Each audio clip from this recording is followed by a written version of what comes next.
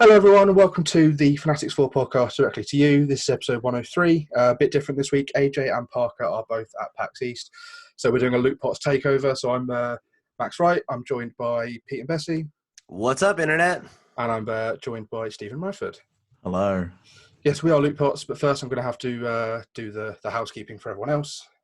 So you can support fanatixfour by going to youtube.com/fanatixfour. You hit the join button.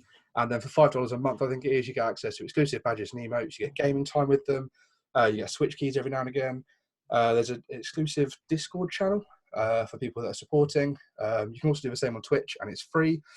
You can also just join the Discord, fanatixfour Discord, by clicking on the link in the description. There's just people talking all the time, doing trades, doing raids, and all sorts of things. But this isn't a fanatixfour podcast anymore. This is a LootPots podcast. So I'm going to pass over to Pete to do all of our plugs.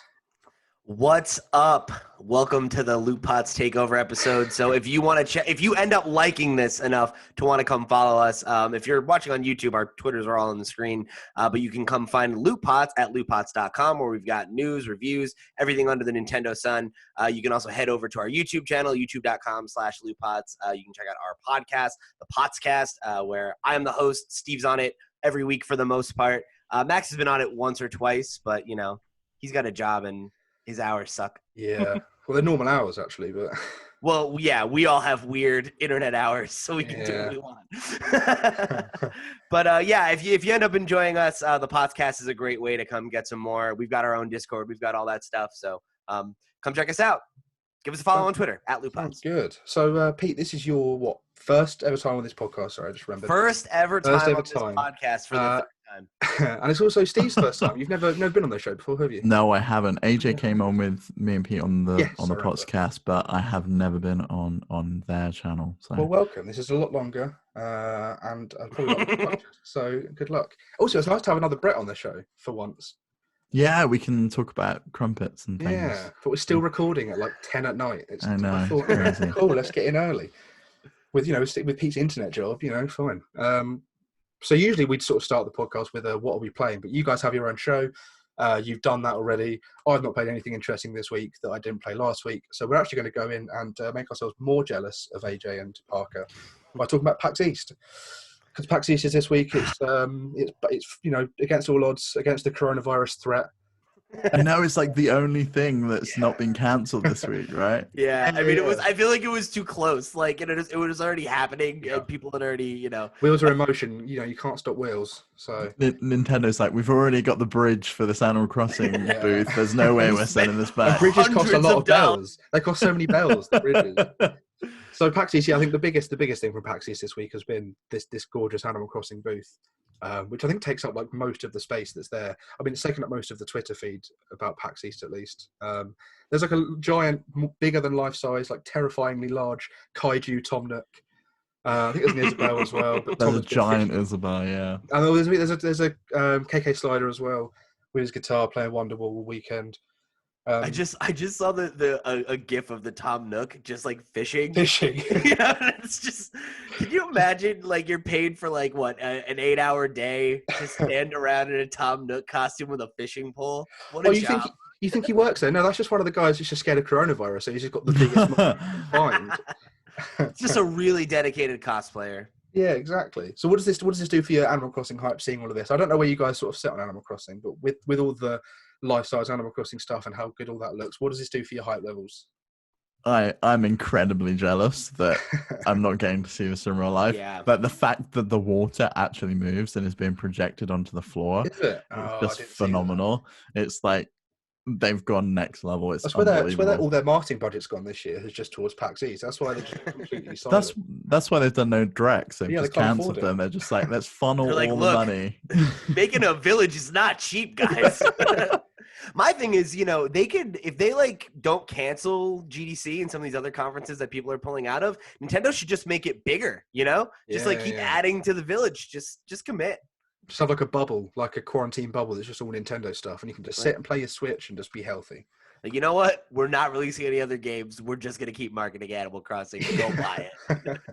So alongside this gorgeous big old village they've set up, there's also some sort of details that come out as people have been playing the game, stuff that wasn't in the direct. Some little stuff really, like the did you see that you push in the right thumbstick, and it changes the camera from like the newer rolling mechanic to the top-down sort of GameCube style one. Now, Pete, you played it on the GameCube, right? Animal Crossing. Now, what do you prefer? What should you go to? I actually always preferred the GameCube style because it gives you a little bit more of the screen. You know, like I think that the whole the rounding effect that was introduced in the DS entries, like it's very cool and it's very unique. You know, and I think that it's something that I totally understand why people connected with it, because it definitely sets Animal Crossing apart visually in a way that I think is cool. But given the option, I'm definitely going to go for the classic. Yeah, of course. So I'm stoked to have that option. Yeah, I'll probably swap between. But I mean, I've never played an Animal Crossing game before, so I'll just sort of see what's. Oh, really? This is your first one? Yeah. I've never touched it. My girlfriend's really into it. She's put like hundreds of hours into New Leaf. So I'm going all in there. You know, I've got 2 copies. I've got like a really expensive copy for her. Okay, so you're doing the 2 copies then, because we had this conversation with Pixel on the podcast this week, and he didn't realize that to play on the same island together, to like live there, you have to be on the same console.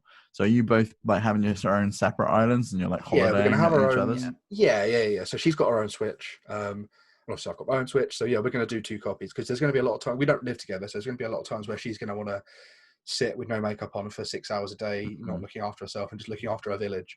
And then I'm going to sort of maybe dip in and help out and things like that. And also have my own village because I like to spend some time alone as well. So that'd be nice. So yeah, I think that's how we're going to go about it. What about you, Pete? Is your girlfriend into Animal Crossing at all?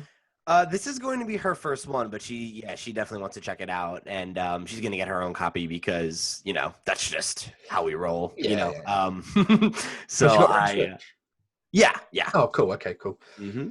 Yeah, I got her one for her birthday last year, and she is upstairs playing Fire Emblem right now, and has been for the last like 6 hours or something. Is she on the 3rd playthrough now? Like, yeah, this is her 3rd playthrough now. You've really tainted her, haven't you? You've ruined her life. Please, that's not me. Okay. See, I'm more interested in jumping in on this one because of the sort of what looks like more of a Stardew Valley vibe to it than previous games, because you have more control over what happens outside, where your villagers go, how everything looks, and you can sort of make it yourself. As you know, before my understanding of it is that you're living in this world and looking after this world, but there are just things will just pop up. A house will just appear in your flower bed that you've made, and you don't really have much control over how things look. Whereas this seems a lot more like Stardew Valley, which I enjoyed and spent a lot of time with, as I know Steve did as well. So there's also a lot of other stuff. Do you like Stardew Valley? Yeah. I didn't know that. We argue so much. We never talk. You never asked, Max. You're too busy cyberbullying me. I'll be honest. I've never really heard you go, "Oh yeah, Stardew Valley." Like I'm really putting some hours into it. What are you fucking putting? Since I've known you, how often have you played it since I've known you? Like I dig into that game like at least every couple of months. Yeah, but like I played it a lot before we met, I guess. Like I put like 60, 70, 80 hours into it. That's not die hard enough. Okay, I'm sorry. I've been playing for 500 hours like you. Yeah. Yes, they've added some other stuff as well, not just customizing what you can do outside. People have now found that there's sort of like houses where you can customize doormats, and you can customize things like phone cases for your Nook phone. And there's like bags you can get. And also all the sort of the gender options and the customization has things like face painting as well, which I think is new. Which is fun. You know, there's a lot of new stuff. And also there's a new trailer that came out that has the pixel art customization where you can put it on like an easel, or you can put it on like the floor, which I think is new. And it has like I think you maybe used to be able to do it, but it had like a white background, whereas now that's completely clear. So you can just put your art down, which for me, as someone that has done pixel art for like most of my life, to be able to put stuff like that down is quite cool. I'm very excited to be able to take advantage of your skills as a pixel artist. And that's all totally new. It's just like the degree in which you're able to do it is increased. Like you've always been able to make patterns, and like you've been able to like set them as like wallpaper and like t-shirts. Don't forget t-shirts. Well, yeah, t-shirts, umbrellas, like hats, all kinds of stuff. But it's like definitely a bigger degree of customization than It also seems like a higher resolution square than what we had before. Like the level of detail in that trailer, she was doing something pretty high res, whereas before, whatever you did kind of came out looking like what you wanted, but it was definitely lower res than. It's very like 8-bit. Yeah, during the Direct they did a Tom Nook T-shirt, didn't they? That looks quite, because it came from the 3DS and then you scan it in with the phone, which wasn't actually confirmed until today that you had the option to do it on the Switch, which I'm really glad of because I don't have it on 3DS. I can't transfer anything in, so to be able to make the art in it and hopefully share it through QR codes, that'd be really cool to sort of share stuff with you guys and anyone else and take commissions. That'd be fun. Animal Crossing, I take bells. Take PayPal, That's a great idea. Yeah. So alongside all this stuff at PAX with Animal Crossing, they also announced some new games. Well, they announced like some of them we know about, some of them are new dates, some of them are new trailers and things like that. So there's a new Alien Hominid game, which I think is a remake. I know, Steve, you're not aware of Alien Hominid, really, are you? I've kind of seen it or heard it. It looks a little bit like Invader Zim to me, the little dude. That's funny. I could see that. Yeah, I can see that too. Well, I can speak to Alien Hominid a bit, if you guys aren't as familiar with it. I'm really glad you're here, Pete. So, yeah, I'm just a well of knowledge, Max. The Behemoth is an indie studio that got their start back on Newgrounds, like in early Flash days. And Alien Hominid originally started as a Flash game before it got ported to consoles, and it was, I believe, the first game of its type to like make the jump to mainstream gaming. Cool. And then, it's been released and re-released a few times.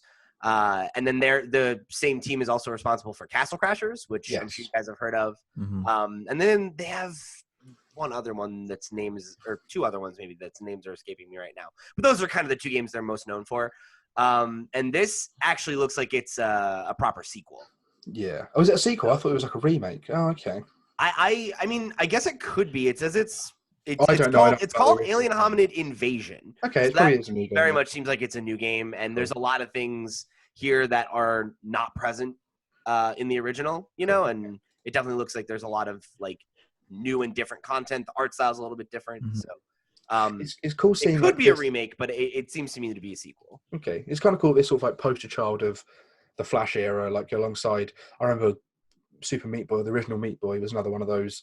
It started off as a Flash game and then just became something else entirely when it moved over to consoles. I can confirm this is a new game because at the end of the trailer, it says a new game by the Behemoth. Oh, there we go. Lovely. You've watched the trailer? You've watched the trailer? Wow. I've watched the trailer multiple times. I didn't pull it from the air. I guess I knew it. Excellent. Okay, well, yeah, that's one game. I think it looks pretty good. Yeah, I mean, I'm definitely a fan of the Behemoth. I wasn't a huge Alien Hominid guy. Like, I've played it a bit. I was more a Castle Crashers fan. Yeah. But this has that same like co-op vibe. So that was what was so fun about Castle Crashers. That was a game I remember, like, especially in high school. My friends and I were really into for a while, and would just like sit down and do runs after runs after runs kind of thing. So if this can recapture some of that magic, I'm all for it. Well, then, Mr. I've watched the trailer. Is there a release date or a release window or something? No. No, there isn't. Okay. Well, it's coming. Yeah, it says that it's 2020 demo build / in development. There's like a watermark in the upper left corner. So I'm going to guess that it's, probably not. It's 2021 is my guess. It says in the description, when development is complete, Alien Hominid Invasion is planned to launch on Steam, Nintendo Switch, and Xbox. No word on PlayStation. No, it's not PS4. Okay, I thought it was PS4. I've obviously just assumed it's coming to PS4. So you just did no research is what I'm hearing. It just says Xbox as well, so whether that's coming to Xbox One or whether that's coming to... Well, yeah, because it's probably, there's whatever. nothing really confirmed, is there, I guess, right now, yeah. Well, a game that I know is not coming to PS4 and it's not coming to Xbox either is Sludge Life from Devolver Digital. This looks weird. I like the really like the art style, but it looks weird. I don't know. Is it a game? I can't work out if it's a game or not. But I'm into the. Of course, it's a game. What does that mean? Well, like the way it reads is like, you sort of roam around, you do your graffitiing, you talk to people. There's a cat with two palm holes.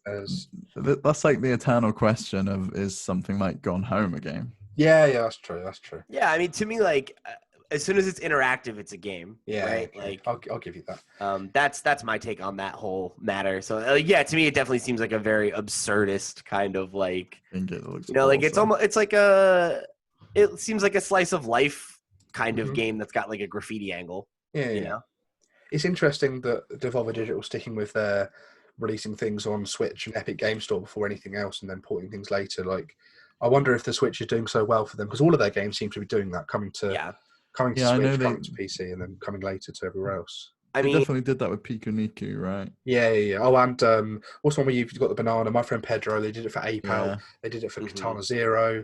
Yeah, just loads of games that they just see. I mean, they obviously like the Switch, and Switch obviously likes I mean, them. I think the proof's in the pudding there, right? Like when it comes to Epic Game Store, I'm sure that they're getting a financial incentive for making it come there before Steam, because Epic's clearly been happy to do that in the past. And with Switch, I think making your game for Switch first is like a really, really viable strategy for a lot of reasons right now, because all of the current gen consoles are about to become obsolete except for Switch. And also, indie games generally sell better on Switch. We've seen tons of developers and publishers come out, and say that their games sell better on Switch or sell the most on Switch. So why not target those places first? Because you can get a kickback for Epic, and you get a better percentage return on it as well, because of the split that they make, and you're going to sell more copies, the most copies on Switch anyway. So like if there are some people who are never going to play it on those platforms, you get them when you get them, or you don't. Yeah. And it's no, you've said it all. you've covered all the bases there. Have either of you seen the website shopsludgelife.com? Yeah, I saw that they like had merch. Yeah. Oh my really god, it's an incredible website. Like those little pop-ups come up, and it's like an interactive, cool little site. It's I really really like want 90s sites, because I was on my phone looking at it, and the scroll bar is like an actual like physical scroll bar, isn't it? But I like the merch is kind of cool. It's weird that they're sort of really going in hard on the merch. I really want to buy the burger t-shirt. I'm Yeah, like, the I so really tempted want to to. buy I the really burger like this t-shirt. ghost tee, like the Is it and the Sludge ghost House? patch. I love the fact that they've literally just called it double butthole cat figure. Honestly, That's the I thing would you wear can that. buy. I would wear that T-shirt even if I don't like this game. It's just a cool design. The ghost one. They're really going in with the look of it. It's like it's very like clearly a game that's supposed to. I remember they were actually advertising this EP, the Big Mud Bubble Up EP, before the game was announced. So I wonder what that they're with sounds like. a strong visual style, and they're doing it with the merch, front and center. It's really going to do. Oh, the beanie! I want the beanie. Yeah, I don't know. With the face. I think the ghost hat is really nice. I think it's interesting because I think a lot of people will look at something like this and be like, "Oh, I can't believe they're already making merch," or it's like so like greedy or whatever. But I think it's not like about that as much as it is like they're trying to like establish a style, you know. And I feel like the merch is like kind of part of the marketing campaign, you know, that it's like this very visual style oriented kind of thing, you know. Yeah, it's also interesting to see a mature sort of 18 rated game that isn't all about, it's not mature because violence. Of the violence of the swearing. It's mature because it's got cigarettes and it's got, just weird stuff like that. Like you can buy an ashtray and a lighter and there's a little knitted cigarette that you can buy. And it's interesting that it's leaning towards more absurdist stuff than just, people die. So it's an 18. Yeah. I don't know. I'm interested in it, but my hesitation is I think a lot of Devolver Digital games have better marketing than they do content. Yeah, I can see that. And I don't mean that as a slight. Like I like Devolver and I think they do some good work, but like I reviewed My Friend Pedro, or My Name is Pedro. My Friend Pedro, yeah. My Friend Pedro, for LootPots when it came out, and I was way more impressed by that game's marketing than by its content. Yeah, I felt the same because looking at this, like it seems unique, and I'm interested in it because of that, but how engaging is it really is going to be the question. It was really like a meme, wasn't it? It had like the banana, it had all of the cool ballet stuff, but then when you actually played the game and it was kind of just that. It's it gets a little samey, you know? Yeah. I think APAT was quite similar in that, once you've done it a few times, you've done it. Whereas I think APAT's really good though. Yeah, it is a good game. I'm not saying it's not a good game, but I think AJ always says it on the podcast that anytime he gets an email from Devolver Digital, he's like, "Yeah, I'm going to play this game." Like they release good stuff. They always release good stuff. Like last year, I think one of the standout indies for me was Katana Zero because it was just so cool. And that was another Devolver one. So that's cool. They definitely do. I'm definitely picking this game up. Absolutely picking this game up. I just love the art style. It looks scanline stuff. Yeah, it looks like someone drew it in Microsoft Paint and then animated the thing. And it's like 3D pixel art almost, isn't it? Yeah, and the fact that you can like run around graffitiing stuff. Like I haven't had a game being able to do that since Jet Set Radio or Tony Hawk's Underground. It's just got an immediate brand, doesn't it? An immediate. Heck yeah. It's one for. Well, that's probably why it's 18 because it's one for us oldies. Sure. Yeah. So let me know how that one is, Steve. I'm interested. Yeah, so the next game, I guess, this was announced this morning. I'm not sure how related to PAX it was, but they announced it with a PAX demo. It's called Kimono Heroes, which I like the sort of the look of it, but I hate the sound of it, and it just doesn't do a lot for me as a fan of platformers. It's cute. I like the character designs, but I've not had a lot of good experiences with NOS games. I just think it looks a little generic. Yeah, have you heard if you're listening to this or watching this, pause this, watch the trailer for it. But just listen to the sound effects of things being hit and swords being swung. It just sounds like they've downloaded the cheapest audio pack they could find to cut some corners, save some money.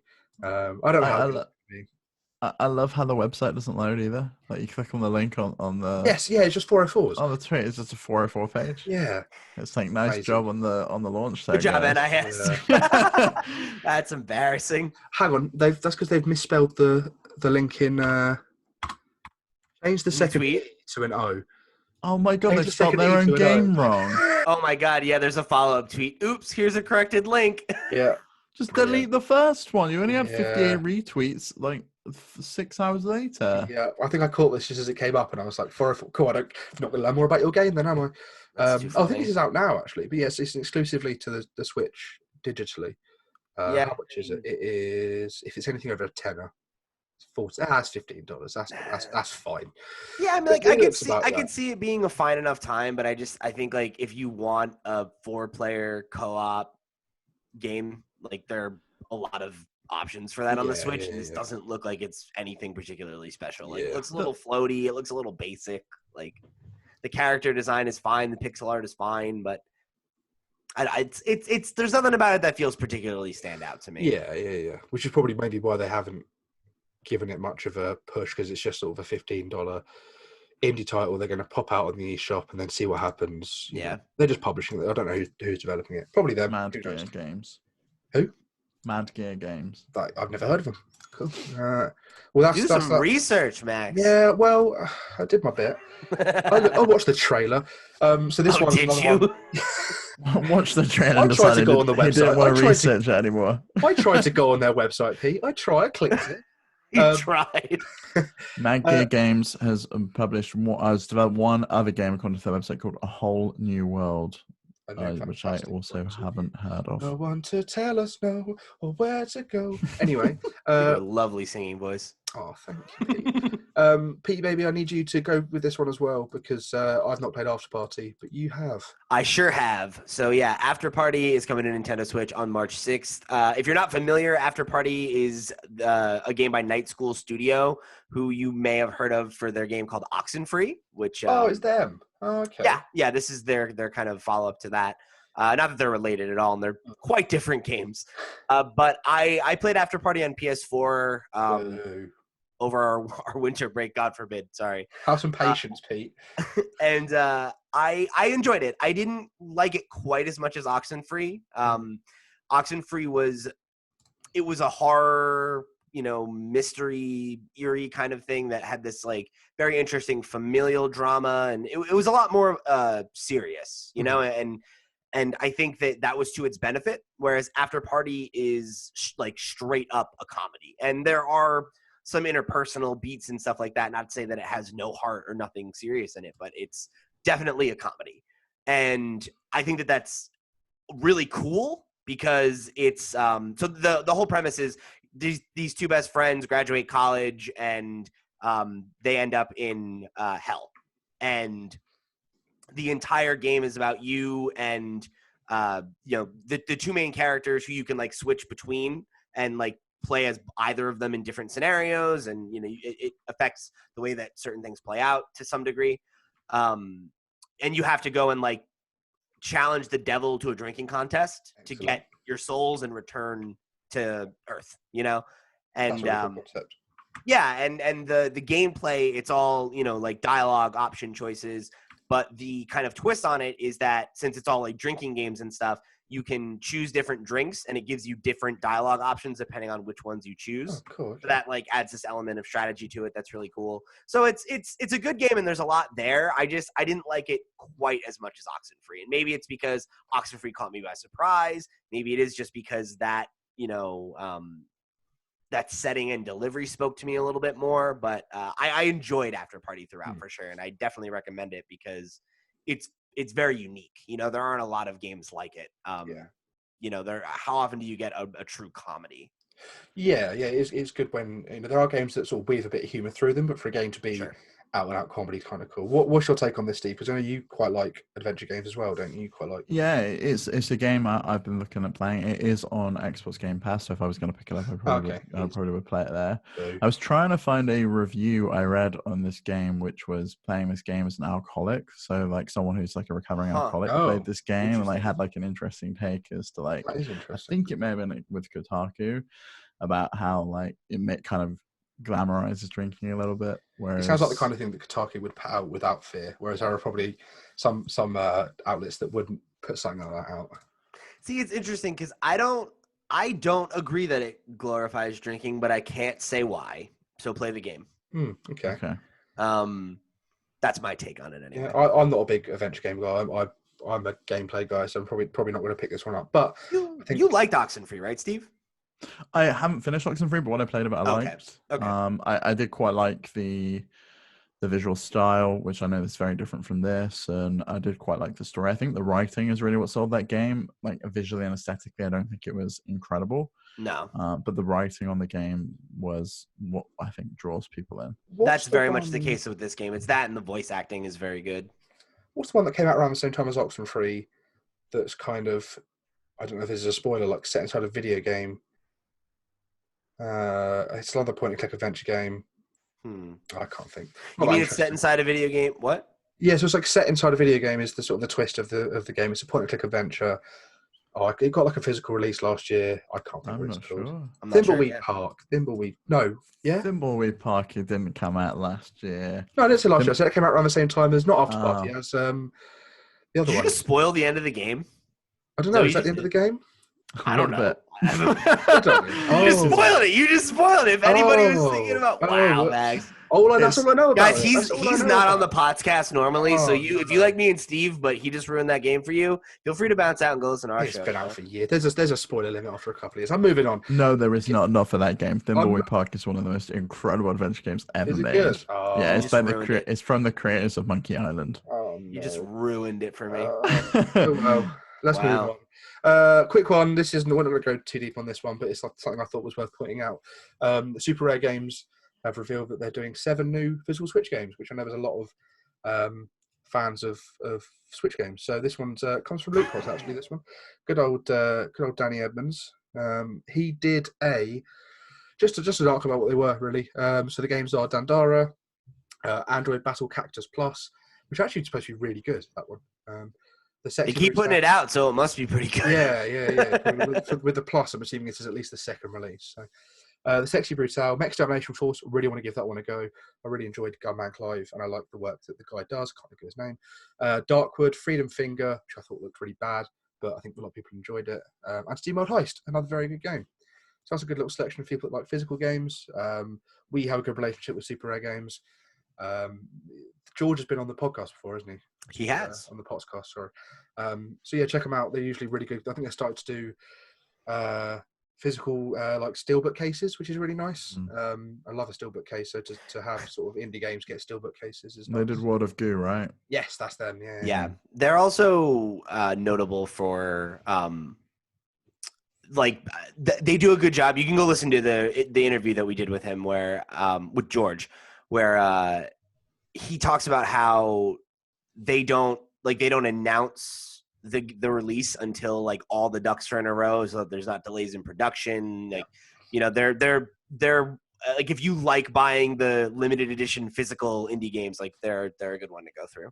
And if you're in the UK, you probably don't have to pay ridiculous shipping prices. You absolutely don't, Max. That's my main gripe with limited run games. I've never bought a limited run game. I bought one game from them. I finally bit the bullet. I bought Divinity Original Sin 2. I'm still waiting on it. It should be here in April. Did you know Parker got sent the one in the wooden box, the physical edition? Really? Oh, nice. Came out. Yeah. So he was like already playing it digitally. So they sent him the game. So he's been playing it with his friend Mitch, which I'm awesome. Very jealous. So yeah, that's just a little bit. So on to the main news topics. We've got quite a bit here, actually. Quite a bit that Pete doesn't care about, but still. Steve doesn't care either, so buckle Oh, up. that's I really true. care. I could care about everything. If you're going to spoil it, don't spoil it. Right. So there's a new mythical Pokemon announced, which we had a silhouette of it a while ago. There was the half silhouette, and I was like, why does this chicken have like tiny hands? And then they did the full release, and I was like, okay, it's a monkey or something. And it turns out it's a monkey or something. It's the rogue monkey Pokemon, Zarude. Yeah. I don't know about this one. Purely because it doesn't scream mythical to me, because they're usually quite small and cute and blah, blah, blah. But also someone's pointed out to me that knows about Pokemon more than I do, which, Pete, I know you probably will have something to say. I sure Grass do. and Dark type is just not a good type combination. It's like 4 times weak to Bug, and it's got loads of weaknesses, and the only thing it's really good against is like Psychic, I think. Is that correct? You will say it has a psychic immunity, and yeah, I mean it's not a terrible type. Like you're weak to Fighting and Fairy, which are both very common attack types, which is a problem with Dark. 4 times weak to Bug. Yeah, and 4 times weak to Bug because it's Dark Grass. Yeah, but the thing is, 4 times weak to Bug doesn't really matter because there aren't that many attacking Bug moves that are popular in the metagame. Okay. So yeah, okay. Like if you're gonna be 4 times weak to anything, Bug is not a bad one. Like aside from like Leech Life, which got a bump in damage, so now it's a little bit more common. There aren't a lot in U-turn, right? But like. It's not that common, right? Like Fighting and Fairy are way more of a problem when you're a Dark type, but Dark type isn't a bad type necessarily because, like, again, you get that psychic immunity, which isn't as common an attacking type, but an immunity is an immunity, and especially like if this thing ends up being in Ubers, you see a lot of psychic types there, so that's something. You can only use Uber Pokemon in modes that allow it or tournaments that allow it. Is that right? Yeah. So when you're talking about like the tiers from like the Smogon singles set, like Uber is the highest, that it's like all of the Pokemon that are basically broken, that are like too good to be in regular play because they dominate the metagame. So it could find a niche there. We really need to see its like stats and stuff before we can talk about like how viable it is in whatever given tier it ends up in, But if you're playing like VGC, that also changes season to season, so it's we'll have to see what its moveset are like, what its moveset is like, and what it can really do. I don't think Dark Grass is like an inherently bad type. Because you also get an electric immunity as well, or not immunity but resistance, which is that's pretty good. So you got some stuff you can do there. I'm really nodding my way through this, like Some good follow-up questions. Of course I know all about that. Let's talk about the design though. I was going to say, what do you think of the design? Looks? I think he looks goofy. I do think he doesn't look like a Gen 8 Pokemon. He also looks. It's another grass monkey in a generation that has 3 grass monkeys as the starter type. Yeah, I saw a tweet where someone was like, "Oh, this is like what the final evolution of Grookey should have been." It's like I would have been down for that. Yeah. I think I did a similar thing where I was like, "Oh, they finally completed the line," because it just when I looked at it, I was like, the ears kind of come up like not Rillaboom. Thwackies do, and the little bands around Thwacky's arm sort of grow out, and it sort of has the same sort of stance. It looks more to me like how I would have imagined that line to go than Rillaboom ended up being. So my thing with it though is I don't dislike it. I don't love it, but I think it's a solid enough design. And I like it as a mythical Pokemon because I know like you made the point, Max, where it's like, oh, usually they're like small and cute. We have enough Pokemon that like look the same and like feel like another version of something we've gotten before. We don't need another, oh, this is the Mew this time. This is the you go 5 generations. You go Mew, you go Celebi, you go Jirachi, you go Manaphy, and then you what, sorry? Victini, that's it. Yes, they're all the same. And Jirachi in there too. I did say Jirachi, didn't I? Oh, did you? I'm sorry. Yeah. I know my mythical Pokemon, not to jump. You're right. And then Manaphy even has another form that looks exactly like it, the Fion. Yeah, Fion. And then like Shaman's kind of like that, but it's not exactly the same because it's not like a fairy. But then like we've gotten a few others like Keldeo and Darkrai and stuff that are a little bit different. Yeah, Darkrai was I didn't even know Darkrai was mythical because he seems to be the counterpart of Cresselia, but Cresselia is a legendary and Darkrai is not. Because it's like moon and dark and day. Yeah, whatever. Well, I'm looking at the Bulbapedia mythical Pokemon page, and Darkrai is in the art for it. So yeah. I remember I think it's squarely in that camp. He was touted as the next mythical Pokemon.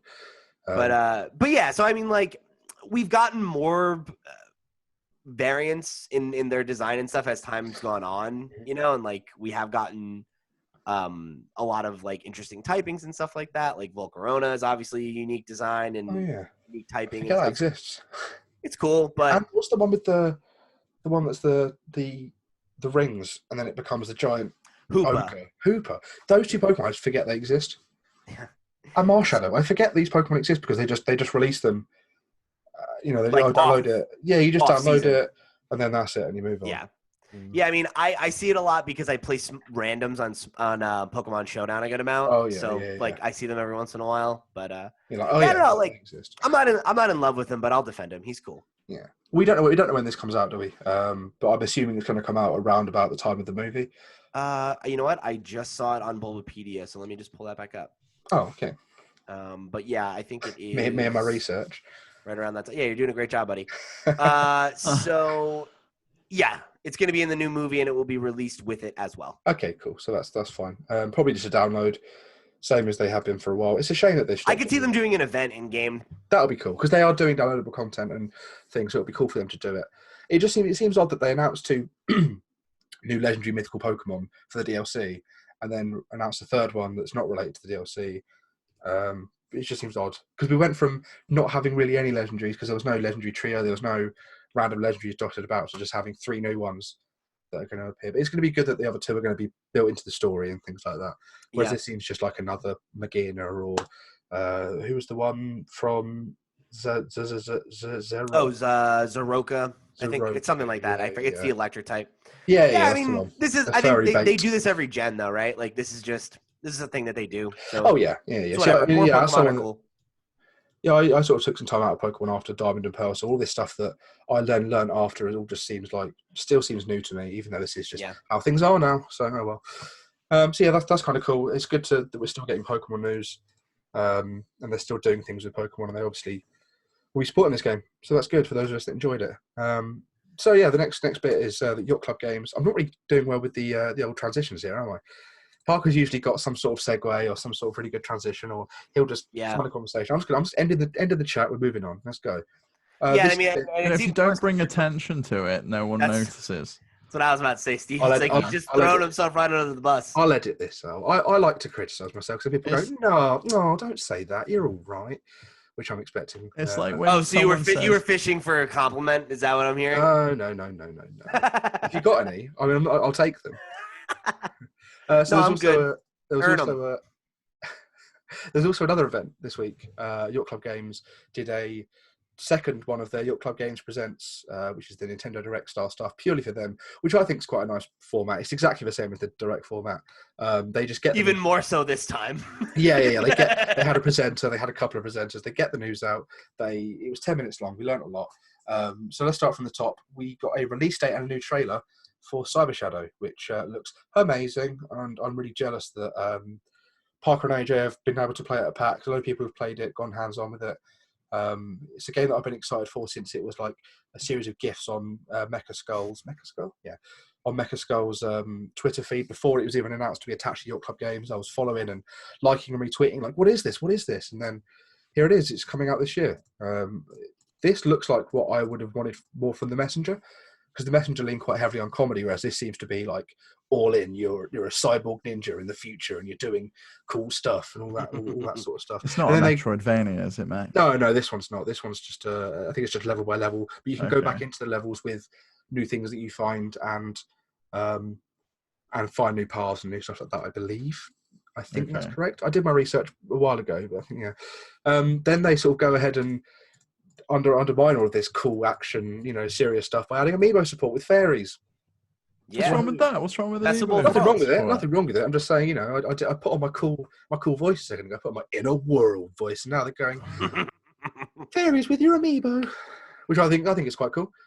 That's your Nino Cooney voice. I spent all this money on plastic, and I need to use it for something. Do you have the Shovel Knight amiibo? I mean, you're not a big Shovel Knight fan, are you? I have never played Shovel Knight. Wow. And I know, Pete, you can't shake your head. You played like 2 minutes of The Witcher, right? whatever. It's fine. What does that have to do with anything? I can be disappointed that you haven't played Shovel Knight. You don't even like The Witcher that much. Stop poking Pete because he's going to drop a swear. Stop poking it with your stick. I've been good. I've got a note on here of a swear that you dropped. So I didn't actually swear. If you go back and listen, I started to and you caught were myself. close enough. I'm going to have to edit it. It counts. So as I know that you're already, fully in on Cyber Shadow, Pete, Steve, what does this do for you? Cyber Shadow doesn't do a lot for me, to be honest. No? I'm not a massive fan of kind of going back and doing the 8-bit style. Yeah. For me, I kind of think we've kind of moved past that. I've seen what we can do with games. No, like Stardew Valley. I know I'm fine with that, but that isn't like 100% faithful to like an 8-bit style with a fully black background and faces and things like that. I see what you mean. I can see what you're saying. I'm fine with pixel art, but like we're at a point where we can make absolutely gorgeous pixel art, so I don't need to kind of just see what it's like, what it would have been like if we played this game in 1989. And we spoke about this on the podcast, and like I'm a big fan of the cutscenes and how that all works, and I think it's incredible that one person has developed this. Yeah, like has drawn it, has done the music, has done the development, all of that stuff. I think it's incredible, but it's just not a game for me. So I think maybe about 2008, 2009, I think I really got into retro games. I had a PC, didn't have any consoles really at the time, other than a Wii that didn't really work. So I was just like downloading emulators, downloading ROMs. Oh, no, I wasn't. I was using copies of games that I owned, like NES games. I went to yard sales and bought. Yeah, there we go. Yeah. And then I just copied the code straight into the emulator. I was playing a lot of retro games. I think Mega Man 9 had just come out, and I was really into that game. I never played a Mega Man game before, so I went back and played all the Mega Mans. Started going through the NES catalogue, just picking games out. One game that really stood out to me that is a really niche game was a game called Kabuki Quantum Fighter, which actually I have a copy of on NES. I just found it in a random thrift store in the UK. I've never seen it. No one's ever mentioned it in my life. I happened to find a copy of it. But anyway, there's a lot of the design and the way the cutscenes work in Cyber Shadow that really remind me of that game specifically. Interesting. Yeah, it's really. I guess it's probably a sign of the times of that sort of late 80s cyborg sort of futuristic kind of thing. I think it does speak a lot to me, the sort of retro style, all of that stuff. There's a really cool YouTube channel, I'm just going to find it, which is basically one of the developers that made the games for the Mega Drive, and he did the Toy Story Mega Drive game. And he breaks down how they so if you're at all interested in like game development, he breaks down how they how they developed it. It's called Game Hut. So he did like a whole series on coding secrets, and so they did like a cool 3D effect for Toy Story, which is basically faking parallax, and they've got like how did we get so many colors on like really early consoles, and it breaks down how they managed to do it, and they had to do so many coding hacks and tricks in order to get as many colors on the screen as possible, because the Mega Drive could only render like a certain number of colors at once. Yeah, it was capable of 16 million colors, but it actually had like a palette of 8 colors that it could render on a screen at once. So they had to use so many different kind of hacks in order to do it. It's really interesting to watch him like break down how they went through it. So check out Game Hut on YouTube if you're at all interested in kind of retro games. Yes, Game Hut. It's really interesting that those kind of games were made. They had to sort of break things to make them work, or really jam stuff together. Whereas now, when you watch Boundary Breaks, how a Shovel Knight made video, and it's all made in Unity and 3D, but they've just limited themselves to the NES look and things like that. But when you come out of the camera and turn it, everything, the parallax is literally, there's huge gaps between everything, and then they just turn the camera and there it all is in parallax, all working as it should. It's quite interesting how they do things like that. Yeah, it's definitely it's funny to think how far we've come. Yeah. That people are now limiting themselves to these old style, but they're doing it really well, and I think it's nice. I like that though, right? I mean, there's something to be said, I think, for art being made with limitations. Yeah. Right. Like you're challenged to do things, to be creative and make concessions, and I think.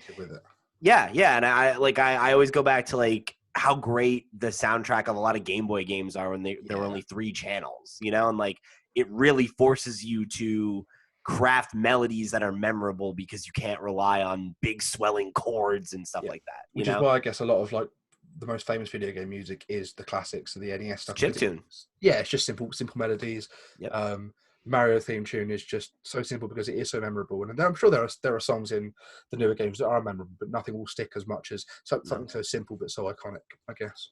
I think though you can design to limitations and a set of rules, and you could lay out like a set of rules of how a game's going to be.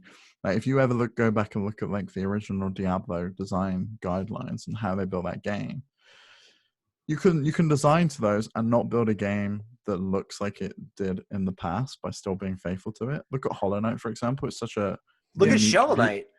That's what makes Shovel Knight good. Yeah, Shovel Knight it's very much in the NES art style, but that game would not have worked on the NES because it is. It's like what it looks like and sounds like an NES game, but without it doesn't limit itself based on this is how the NES worked, right? Yeah. But they have limited themselves on it is in 8-bit and things like that. So, funny you mentioned Diablo. I don't know if this is a story you guys have heard, but it's a story my friends told me about 6 times in the past. That the original Diablo, when they were first making that game, the sort of the higher ups were going, "Oh, this needs to be turn-based. This needs to be turn-based." So he sort of like made it turn-based. Whoever was doing it, they made it turn-based, and it didn't really work for them. So then they made each turn like a millisecond long. So it was basically when they actually played it, it was playing in real time. They were like, "Look, each turn is this quick, so everything you're doing is happening in real time." I think that's how Diablo was born. Which I think is quite. Every game's turn based. Technically every game. Apart from Final Fantasy VII Remake, it's no longer turn based. Not turn based. It's the first not turn based game ever. Moving on to something that it also isn't turn based. I did it, or is it? Oh, I don't know. Shovel Knight Pocket Dungeon has been revealed, which is a brand new game from Yacht Club Games. I'm so excited for this game. Excited. It's in collaboration with a company or a developer called Vine, which I've not heard of before. But it's just sort of a puzzle game with Shovel Knight characters and Shovel Knight design. It's mixed with like a dungeon crawler, so it's part sort of dropping puzzle game, part dungeon crawler. It's like Puyo Puyo meets a roguelike meets a dungeon crawler. Yeah, it really reminded. When I was watching it, I was like, "Is this Brace Yourself Games? Is this the guys that made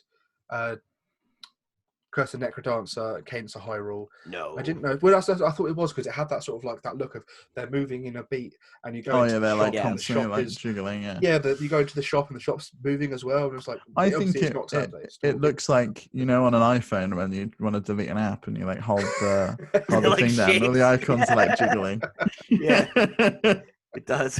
So Pete, you're the resident fan of this game. What do you think about this one? Do you think this is a good move for the series, a good move for them? Yeah, totally. I think Shovel Knight is like the poster boy of indie games. Oh yeah, the most iconic one. Yeah, and I mean, like, it was the first like really huge success story from Kickstarter that wasn't built on the back of nostalgia. Yeah, like obviously it's a retro style game, but like it's a new IP. And it's not like one of those ones like, from the creator of Mega Man, here's Mighty Number 9. From the here's Mega Man again, right? Yeah. So legal copyright infringement, that's what they call that. Yeah, sure. So with Shovel Knight, like I think that Shovel Knight is a brand and like a character and iconography that can like extend to kind of anything, in the same way that a Mario can, right? Yeah. Like he's in every indie game that has cameos, like Shovel Knight. Smash Brothers as well. He's in Smash Brothers. Like, what's interesting about Shovel Knight being the poster child and one of the biggest success stories is that Hollow Knight has outsold it. Hollow Knight has sold more copies than Shovel Knight. I'm almost 100% sure because Shovel Knight, they announced their sales figures last year or earlier this year. It was last year, saying, we sold this many copies. I was like, okay, cool. Looks up Hollow Knight. I was like, it sold like 1 million more. Interesting. Look it up. Do the research. No way. I'll be shocked. And if you're wrong about this, you just you've embarrassed yourself for. If I'm wrong about this, Grimhane's gonna geez, man, you haven't done it. Okay, so in 2018, which is again 2 years ago, Yacht Club Games said that they sold 2 million copies of Shovel Knight. On Hollow Knight, on the Wikipedia, it says that it's sold. The game has sold 2.65 million copies by September 2019. Is what the game said.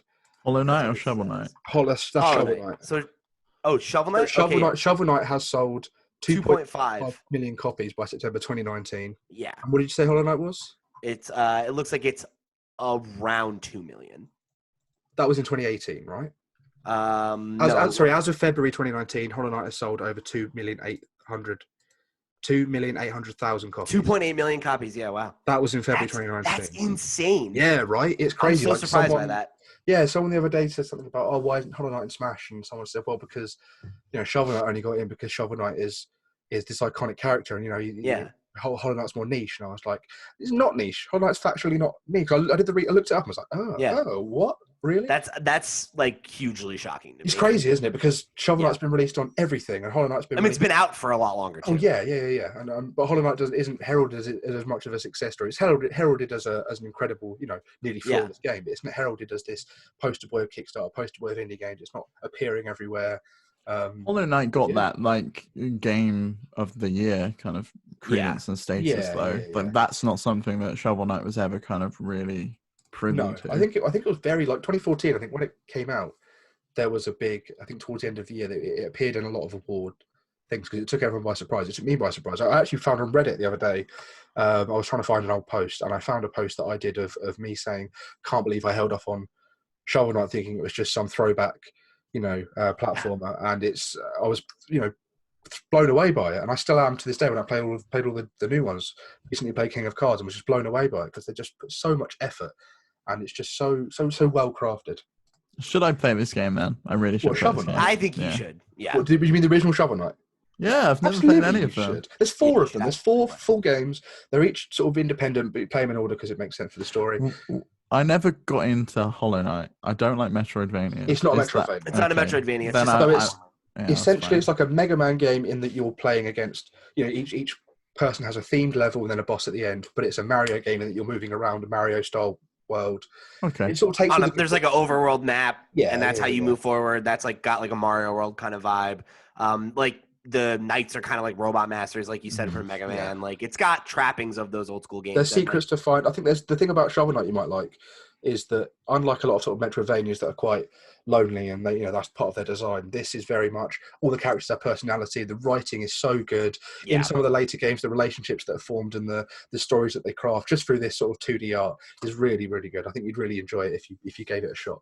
I have such a soft spot for Shovel Knight because it's like I really think it's like a 10 out of 10 game. Like the presentation 100%. Of it's amazing. The gameplay is great. I think it's like the music is great. And it's like you said, it's got heart, like it's weirdly emotional in a very like kind of like quiet way. Mm-hmm. Like it's not like you wouldn't expect as well.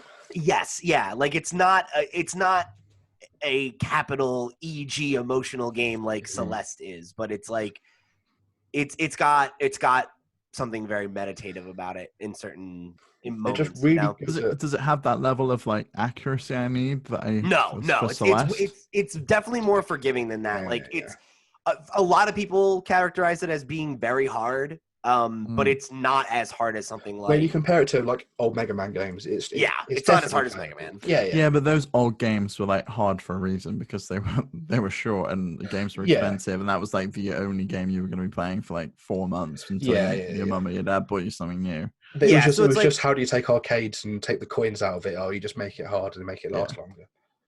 Excuse me. I definitely think that Shovel Knight is accessible enough. Yeah. Oh yeah, absolutely. What you said that Shovel Knight could kind of work for anything, Peter. What other games would you want Shovel Knight to come in? Do you want like a Shovel Knight RPG? That's exactly what I would. That's Paper Shovel Knight. I don't. To me, I don't really care. Like, it's not like a thing where like what I really want is Shovel Knight 2. That's what I want from Shovel Knight. Yeah. And I'm content to wait for that. I'm happy to let Yacht Club make other games. Like I wrote an article about how they have 2 new games in development. One of them might be a new IP, like whatever. Yeah, they did an interview today saying that one of them is likely Shovel Knight or something. Yes, I did see that. Yeah, and I saw that as well, which great. Yeah, I'd love to get a Shovel Knight 2. Yeah. Whenever they're ready for it. But in fact, I'm gonna backstep. I don't want a Shovel Knight RPG per se. I want a Yacht Club RPG because I want to see their artists, their musicians. Brian Kaufman, is that his name? Something Kaufman? I don't know. I think so. And then their writing and their characters and all their design and things like that. I want to see that play out in an RPG in that kind of world. Whether they stick with the pixel art they got now, which I really think they do, they're like the masters of 8-bit style pixel art. Yeah. No one sort of does it quite as well as them. And the Yeah, fact I agree with you. I would love to see them tackle an RPG, but for like the actual Shovel Knight brand, I think these kinds of spin-offs like a Shovel Knight Dig and then Pocket Dungeon that are like these arcadey games that just use the iconography to, you know, put a puzzle game over or something else like that, or like how Showdown was a fighter and like it was like a party fighter. Like I'm happy to see the brand do stuff like that, but I don't really.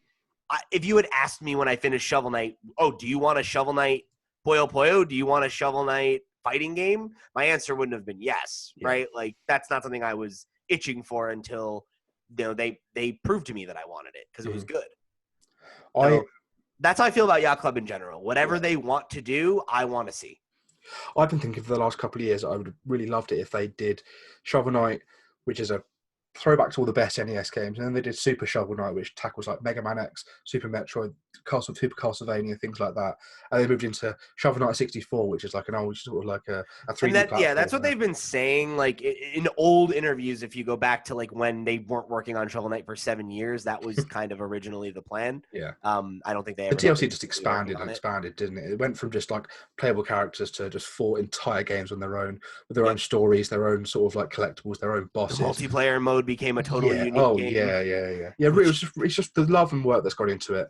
It's just amazing. It's definitely a game that I think you'd probably enjoy if you gave it a go, Steve. What you have missed out on is it being ridiculously low priced before they added 4 games to it. When it was I bought it twice, and I still feel like it was a steal. Yeah, I bought it 4 times, I think. And yeah, I think I bought it 3 times before any expansions came out, and then once I bought it when Spectre of Torment came out. I bought it on Switch launch day.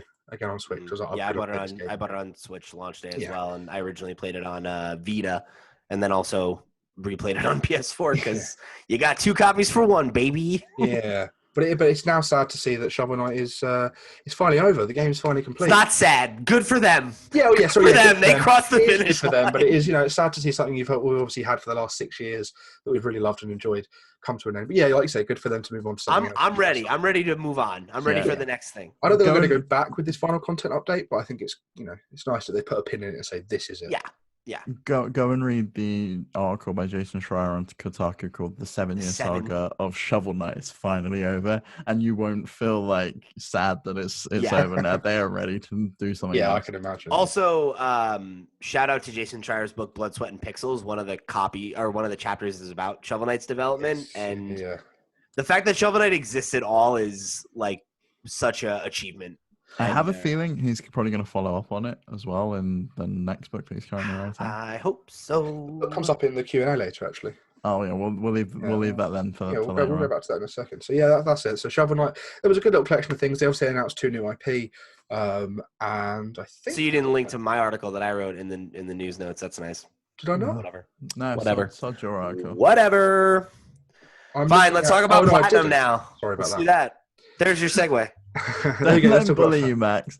I thought I did. It turns out that Chloe wrote that, not you. I didn't look at who. I was like, that's Pete's one. That'll do. I'm sorry, man. No, anyway, it's fine. PlatinumGames. Let's talk about something I like for a bit, which we have just done for the last 10 minutes anyway.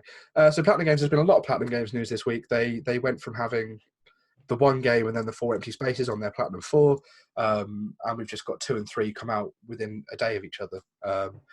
So yeah, let's start with PlatinumGames is Project GG, which is a game that Hideki Kamiya spoke about in I want to say, what's the magazine?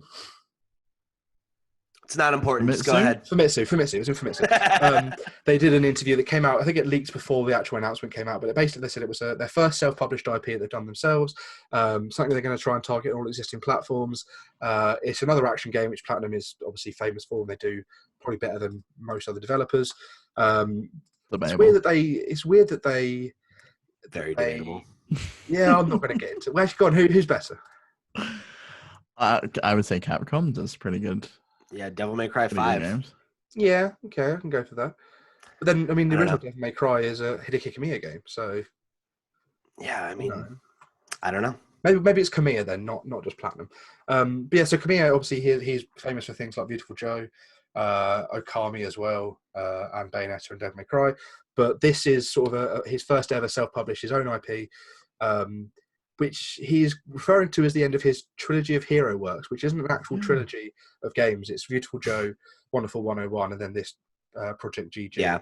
So they sort of take different versions of pretty much purely Japanese style heroes of like Henshin. Yeah, like Super Sentai. Exactly, yes. So Beautiful Joe was sort of a Super Sentai Kamen Rider thing of transformation. I mean, this looks like that too, right? I mean, it's like this guy who very turns similar, a giant robot. Like it very much feels like Super Sentai or yeah. So Beautiful Joe is exactly like Kamen Rider Super Sentai. Kamen Rider, that was the other one. Yeah. You just Wonderful said it. I can't remember it. Wonderful 101 is Super Sentai Power Rangers in that it's a group of heroes. Yeah. And then this one seems to be Ultraman, which is about the guy that can grow really big and he fights giant kaiju. Which is pretty much the end of every Power Rangers episode. So yeah, that seems to be the trilogy that he's going for. So when this first came out, I was really into it. I was like, yeah, cool. This looks like the kind of thing that we were kind of expecting, especially because I don't know. Last week when they talked about, we talked about this announcement coming. There was a picture that pops up on Twitter of a chalk drawing of Platinum Man, and I said, "Oh, maybe this number 2 is about Platinum Man," which is something a different April Fool's joke last year. And it seems to be that that's the case because when you look at the trailer and the character, he very much looks like Platinum Man. He very much looks like Platinum Man. So it's cool that this is obviously a character that they've been throwing around for a while that they're going to sort of put into their own game. Obviously, it's very sparse on details. We don't know an awful lot. We just know that Kamiya's directing it and that it's going to be coming out at some point. But I think it looks really cool. A man saves a dog. Yeah, that's pretty good. Yeah. I like seeing dogs getting saved. Me too. I mean, he grows massive and then he fights a giant monster. Like it just seems like the end of every Power Rangers episode, and I'm really into it. See, there's no way for me to say this without sounding like a jerk. I love the premise of this game. The fact that Platinum's making it, I'm just like, eh. Yeah, you don't like that. I'm a big, I only started playing their games after Bayonetta 2 came to the Switch and I went back and I played Nier Automata, I played Vanquish, I played Metal Gear Rising Revengeance. I just went back and played all of their games. And then Astral Chain came out, and that was my favourite game of last year. I really loved everything about it because I just think Platinum has just such a style to them and such a cool sort of look, and the games are just really fun. Even if they sometimes can be a bit button mashy, but if it feels slick and it looks slick, it's slick. So, yeah, I'm really excited for this. I can't wait to see more. It says it's coming to all existing platforms, so that probably means that by the time this actually comes out next year, 2 years time, whenever, it'll be coming to Switch 2, Nintendo Swap, as they call it on this podcast, our PS5, Xbox Series X, all of that. So that was number 2. And then a day later, so they announced that they were opening in this same interview, they were opening a new studio. And that was the third announcement. It was they're opening a new studio. They're hiring to work on this game, which they've already started working on this game in sort of the pre-production phase. And they're also looking into making some live service games. Or live op games, I think they called it, which I think a lot of people have looked at and gone, yeah, and I've looked at it and it's like, I don't know, like, is that going to be the Tencent money coming into it? Are they going to push this Tencent money into making live service games? But the article that I've actually linked in the document from Polygon kind of points out they've kind of dabbled in live service games before. One with DNA, that was the Okami-looking mobile fighting game kind of thing, where you sort of fight Japanese mythical creatures. There's another one that I can't remember what it's called. But anyway, so there's 2. I mean, let's be real. Everybody wants, like, every developer who has interests at growing or becoming a publisher, everybody wants a live service game. Yeah, for sure. You know, it's just a shame that we've seen some to some extent. Like, there are some big companies that aren't bothered by it. No, of course not. Well, yeah, but I mean, like, you think about who they are, and usually there's a reason for that. Like, right? why are like Nintendo not doing it, for example? Presumably because Sony they're making their own consoles and they don't need to. Sony don't need to. I mean, the reason that Nintendo's not doing it, I mean, partly consoles, sure, but I mean, I'd say that it's more likely because their online infrastructure is bad. True. Sony has tried to do it. There was Drawn to Death was a game that was one of the indie games that was incubated at Sony Santa Monica. And that went nowhere, you know. I think they've done 1 or 2 other games in that vein, and it's just they're not good at it, you know, because I don't think that kind of game makes sense to do on, like, because they were like indie kind of games. But there are some games that like Nintendo make that could be perfect for it. They could have continued to maintain Splatoon forever. They could have continued to add content and maps and stuff to it. They could do the same thing for Smash. They could do the same thing for Animal Crossing. they can become live service games, but they give them a shelf life. They say, right, Splatoon 2's end of life was 2 years. Mm-hmm. It's like, well, why? They're still doing the championships. I'm going to it in like a couple of months' time. I know, that's just not how they make games, though. You know, it's like they have bad online infrastructure. They have been slow to adopt making games that are online multiplayer. Like before Splatoon 1, like they hadn't even made a game that's focus was online multiplayer ever. Mm-hmm. So, you know, to expect them to make like a live service game, I think is just unrealistic. You know, like will they eventually do it? Probably, as long as the trend maintains, because it's definitely been a trend this generation towards live service games. And you know, I don't know if that's indefinite. You know, I'm sure that there will always be games that are live service, but I think the trend toward them is something that I feel like there has to be a bubble and a ceiling on it eventually, because how many of these games can maintain a huge enough audience to keep playing, but cross play is also a big thing now. So that lowers the bar for that. You know, but it feels like everyone has like one of those games that they'll always be constantly playing, but then they're always playing something else. Not many people like playing Fortnite and they're playing Destiny 2 and they're playing World of Warcraft Legends and they're playing Apex. They've got their one game and then they're playing other games. Mm-hmm. So I don't think it can maintain that way, and I don't think a publisher can realistically have more than say 2 of these. Well, I don't think it's like a publisher thing. But I mean, again, like you look at like Ubisoft, and they have a ton of them, and they're all like thriving. And like none of them are as big as Fortnite, but they don't need to be profitable. Yep. You know, and that's the thing is, do I think that eventually we'll see that stop and we'll see another new trend? Yeah, but I think that's also a thing that's probably always going to be a part of games from now on. What would you say is live service over at Ubisoft? I would say they've got The Division and they've got Rainbow Six, but other than that, really, everything else. They've got a couple. That's probably it, isn't it? You've got and then I think they haven't. Hold on. Well, For Honor. They have that too. That's still going. Yeah, and it's profitable. Why? Like it's got a big community. Wow. You know. Like, wow. Okay. Interesting. I thought that drops off. So that definitely, you know, like it's not unheard of. Yeah. By any stretch of the imagination. And I think that Brawlhalla is another one. That's a game that is live and they continue to. They bought that really weird one that was meant to come to Switch a million times. Yeah, Crotopia, and never ended up showing up, right? Yeah. What Nintendo has that a lot of publishers don't have that are pursuing this live service thing is just a huge selection of mobile games that probably do sort of come under the umbrella of live service games. Things like Fire Emblem Heroes. Much money from Fire Emblem Heroes is making more than like all the other mobile games combined. Nintendo released. Mario Kart is kind of a live service game, and so is Dragalia Lost is kind of a live service game. Sure. So those are the. Seriously, though, all Nintendo needs to do is Clash of Clans with Mario characters, and they would make absolutely serious. Just take all of the most popular mobile games and just put Nintendo skins. Just ape them. Easy. But yeah, man, I think everybody wants that Fortnite money, right? Everybody wants that League of Legends money, and I think if you're a studio like Platinum, and ultimately, one company's getting it was Tencent. They're getting that Fortnite money because they bought half of Epic Games, and they're getting everything. They own 100% of Riot too. They bought League of Legends. Well, maybe I think. With all this Tencent money, they've obviously opened a brand new studio. They're hiring for this new studio. So it's almost like there could be 2 branches of Platinum now. They're branching into self-publishing, and they're going to take it. I mean, they already have 2 studios, too. So, like... Yeah. One of them one of them seems to be, like, focused on just assistance and admin. It's not really like a dev hub. It says in their press release that this is the first main development hub outside of their original place. Because they've got so many games in development now. They've got Bayonetta 3. They've got Babylon's Fall. They've got this Project GG, whatever that's going to be called. And they're now opening a new branch that's going to probably focus quite heavily on this live service stuff. Plus, I don't think this is going to disrupt 101's remaster. That just coming out, you know? I'm going to... okay, fine. I don't think this is going to disrupt their service. But yeah, 101 Remaster is coming out. It's coming out... Well, we know it's coming out anyway, but there's an official launch day for people that didn't back the Kickstarter. So it's May 19th in North America, May 22nd in Europe, and then June 11th in Japan, which is such a weird... It's bizarre. Absolutely bizarre. There's 3 different days.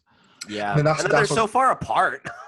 Yeah, and then for the backers to then get the game 2 weeks early, does that mean that everyone gets it on the same day, or does it mean 2 weeks before May 19th North America gets it, 2 weeks before 22nd? It's just confusing. That is interesting. But so the staggering well, it's going to be, so it's $40, which is still more expensive than the backer version. But then the question I've got here is that, did they need the Kickstarter? No, they absolutely did not need the Kickstarter. Because why was the PS4 stretch goal $1 million or whatever it was? Because they wanted $1 million. Yeah, probably is. But a lot of that's going to be in pre-orders, isn't it? So, because it kind of almost feels dishonest that people, not just Platinum, this is other people like Liam Robertson that were campaigning for this game, talking about this game so much, who said, without this Kickstarter, this game wouldn't exist. It's really good they're branching out into this. They need our help, this, that, and the other. Nintendo turned them away, so they're doing it by themselves. Almost like, the scrappy little fighter that's done it. But actually, is it just a company that had this ready to go? The button was ready to push. They got. If this game is coming out in May, these cartridges were already printed. Yeah, but what you guys are saying is not to be rude or combative, but it's pretty disingenuous because and I've made it very clear on the podcast this week, and I've taken jabs at them already. I don't like Platinum, so I'm not trying to defend them. But releasing a game isn't free, No. and they're a studio that has just recently become able to self-publish. And so but why do they need a Kickstarter? A Kickstarter is not for pre-ordering games. They could have just put up, we're now open, we're releasing, guess what, guys? We're releasing this game, isn't it awesome? We've already done all the development work. Yeah, but so what? I truly hate when people take that attitude about Kickstarter where it's they have money, they don't need to run a Kickstarter. So what, though? They're trying to minimize risk for their business so that if the game undersells... I don't understand how have they minimized risk, though? They haven't minimized any risk because they've already printed all the cartridges. Yeah, but whether that's the case or not, right? If you have all these cartridges printed, right, and you need to pay for them either way, and you put out the game and it doesn't sell as well as you want it to, that is a hit. Whereas if you run this Kickstarter and you're able to make some tchotchke stuff for the diehards and get buzz around it and get excitement around it that wasn't there before, and craft this narrative of you were behind this game and you made it come, that's just, it's marketing, and I also pushed new content and all this physical rewards and things like that for people that bought higher tiers and things like that. So I guess it is good that fans of the game did get to have that part in it, that maybe if they just made that anyway, that wouldn't have done so well. But that being able to, okay, this is how many we're making because this is how many people want it, is good.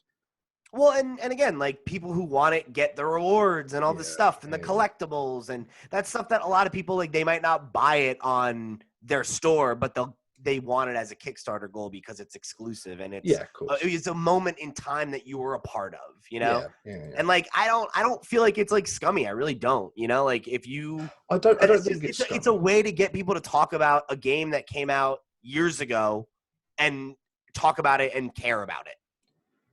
I guess the question I have is, what would have happened if the Kickstarter failed? I think they would have released the game anyway. Maybe. Because they were ready to go to PAX. They had a demo ready to go. But there was no way it was going to fail because the goal was what? It was something ridiculous. It was 30,000.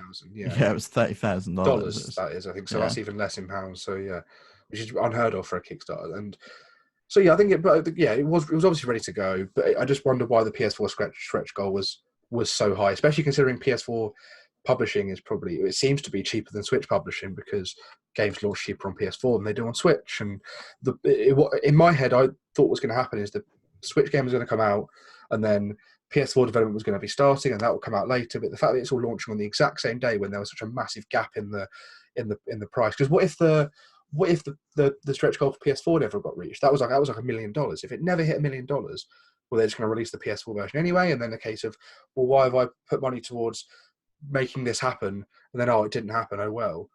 Well, I mean, that could have been a way of them gauging interest and if it's worth putting it out on PS4, right? Because of course. But the work, they clearly had done a lot of the work for it. I mean, obviously, I know I doubt it's gone gold. They've probably got loads of stuff they're still doing, but it's probably in a position that it's going to be, it's coming out in a couple of months, and they only knew that it was going to be worth doing less than a month ago as well. Sure. The Kickstarter's not finished. The Kickstarter's still going. Right, but I mean, it is the kind of thing that you can use that to mitigate risk, and to understand maybe there isn't an audience for this on PS4, but there is on PC and Switch, right? And it's okay, cool. I think it's like it's a prudent move because it becomes a marketing beat. It becomes a moment. It becomes a way for you to like gauge interest and make sure that you're not overproducing or underproducing. And, you get some money in your pocket to cover some of those costs before the actual sales come through. Like even if it is just a way to like do a fancy pre-order, I don't see that as being like something that's like a problem necessarily, I am glad that through my, through the Kickstarter, I'm able to get the game 2 weeks early, whatever that means. Probably not 2 weeks earlier than people in America, but still 2 weeks early for a cheaper price. There's a physical copy. There it is. It answers some of the questions I had when it first came out. Of like, I backed it and was like, that seems really cheap and seems really quick. And it answers a lot of the questions to me that why is it so quick and why is it so cheap? In that they're already planning this release anyway, maybe. How would you feel though as a Kickstarter backer, Max, if America gets it before you? Like say Pete could just walk into Best Buy and buy it before you've even got your Kickstarter reward. I need to do the maths here. Is that going to happen? That would be less than ideal. I don't think. I mean, it can happen for the Japanese people. I would be annoyed. No, Japan gets it later. Yeah, Japan gets it June That's 11th. his point. So like, if you're back in Japan and you backed it, and then like Pete can go and get it 2 weeks before. Oh yeah, okay. I'd be or you could download it on the. Yeah, you could go download it on the EU one. Yeah, I'd be so pissed off. I guess I'm in a lucky position where I'm almost like, oh, okay, cool, I still get it early. But yeah, I guess the people in Japan that backed it maybe do feel a bit, especially considering the Kickstarter is in Japanese yen, like the main price. It's very, and I know the text is in Japanese as well, and at the top of it's very strange that they're doing it. It is a really weird. It's similar to what Bloodstain did, but Bloodstain came out. Obviously, that was more due to the porting and the broken port, but Bloodstain came out like a week later on Switch. It did anywhere else, and that was tough to watch. I didn't back it, so I didn't have that. But as someone that wanted to play the game and had pre-ordered the game, I was just watching these people play it on another console and going, And even if I backed it, I still would have had to have waited. I feel like I wonder if that's because the game sold better in North America, like when it came out on Wii U. Oh, that would make a lot of sense. I wonder if that's unless there's like a holiday in Japan, or maybe it could be to do with the coronavirus that they can't get the distribution out. That's true. I think Pete probably has. Yeah. It's just weird. It could be any of those things. That's the thing. Like there's a reason for it, right? They wouldn't do it if they could ship them all the same day. It could also just be that they're staggering the release because it's like they have limited resources. And it's like, oh, well, it didn't really connect with the Japanese audience that much. So we're going to get it to them last. Like, okay, whatever. We'll see what happens, I guess. Like, as long as the port comes out and it's high quality, like. Yeah, which it looks like it is. The first gameplay that came out, Game Explained did I think it's 18-minute, 20-minute long video of them sort of playing through the demo. And it does look smoother. And Liam Robertson did he played his version of the game and watched against the video. And it does seem faster. How much of that's due to it being a demo, I don't know. But it does seem that they're improving the game and using the power of the Switch and the PS4 to make it better. I don't know what it's running on at PAX. I'm assuming it's a Switch. Probably PC. Possibly. Yeah, I don't know. But yeah, it seems to be smoother. It seems to look nicer. So that's good. We're getting a better version of a game that, from the sounds of it, was quite underrated. And I'm looking forward to discovering that for myself. Do you think they're going to hit these final 2 stretch goals? And what happens with those stretch goals if they all hit and everything's kind of already pressed? It's definitely so the DLC is not coming out until later anyway. So the game is going to come out, and then all the other stuff I think is coming out as DLC. It's going to come out at the same time on all consoles. So the first set of DLC, the Lucas mission, is coming out later. They haven't developed it yet.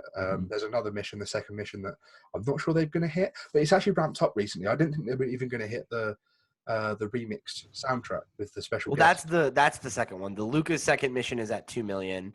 And the orchestral recordings at 2.25. Yeah. I don't know that they'll hit 2.25. No, I don't think they will. I think they will definitely hit 2 million. You think? Yeah, well, yeah, probably. Because towards the end, people are going to start going, well, if we just back it, we can get up to here and actually get this second piece of DLC. Not to mention that, generally speaking, Kickstarters make the biggest percentage of their money at the beginning and at the end. Okay. So, the fact that, it's the last week now, there'll be that final push of people who are like, maybe they didn't hear about it. They just saw this trailer that came out for the first time, or they've been thinking about it and now they're going to commit, because they've seen how it's gone. Like, that happens all the time. So I would be really surprised if they don't hit I think a unique case with this Kickstarter as well is that people are going to see you can pre-order it now for $40, or you have a week left to pre-order it for $30 and get it 2 weeks early. So right.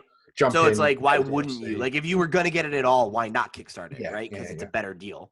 I wonder who the special guest on the orchestra, the remix soundtrack is.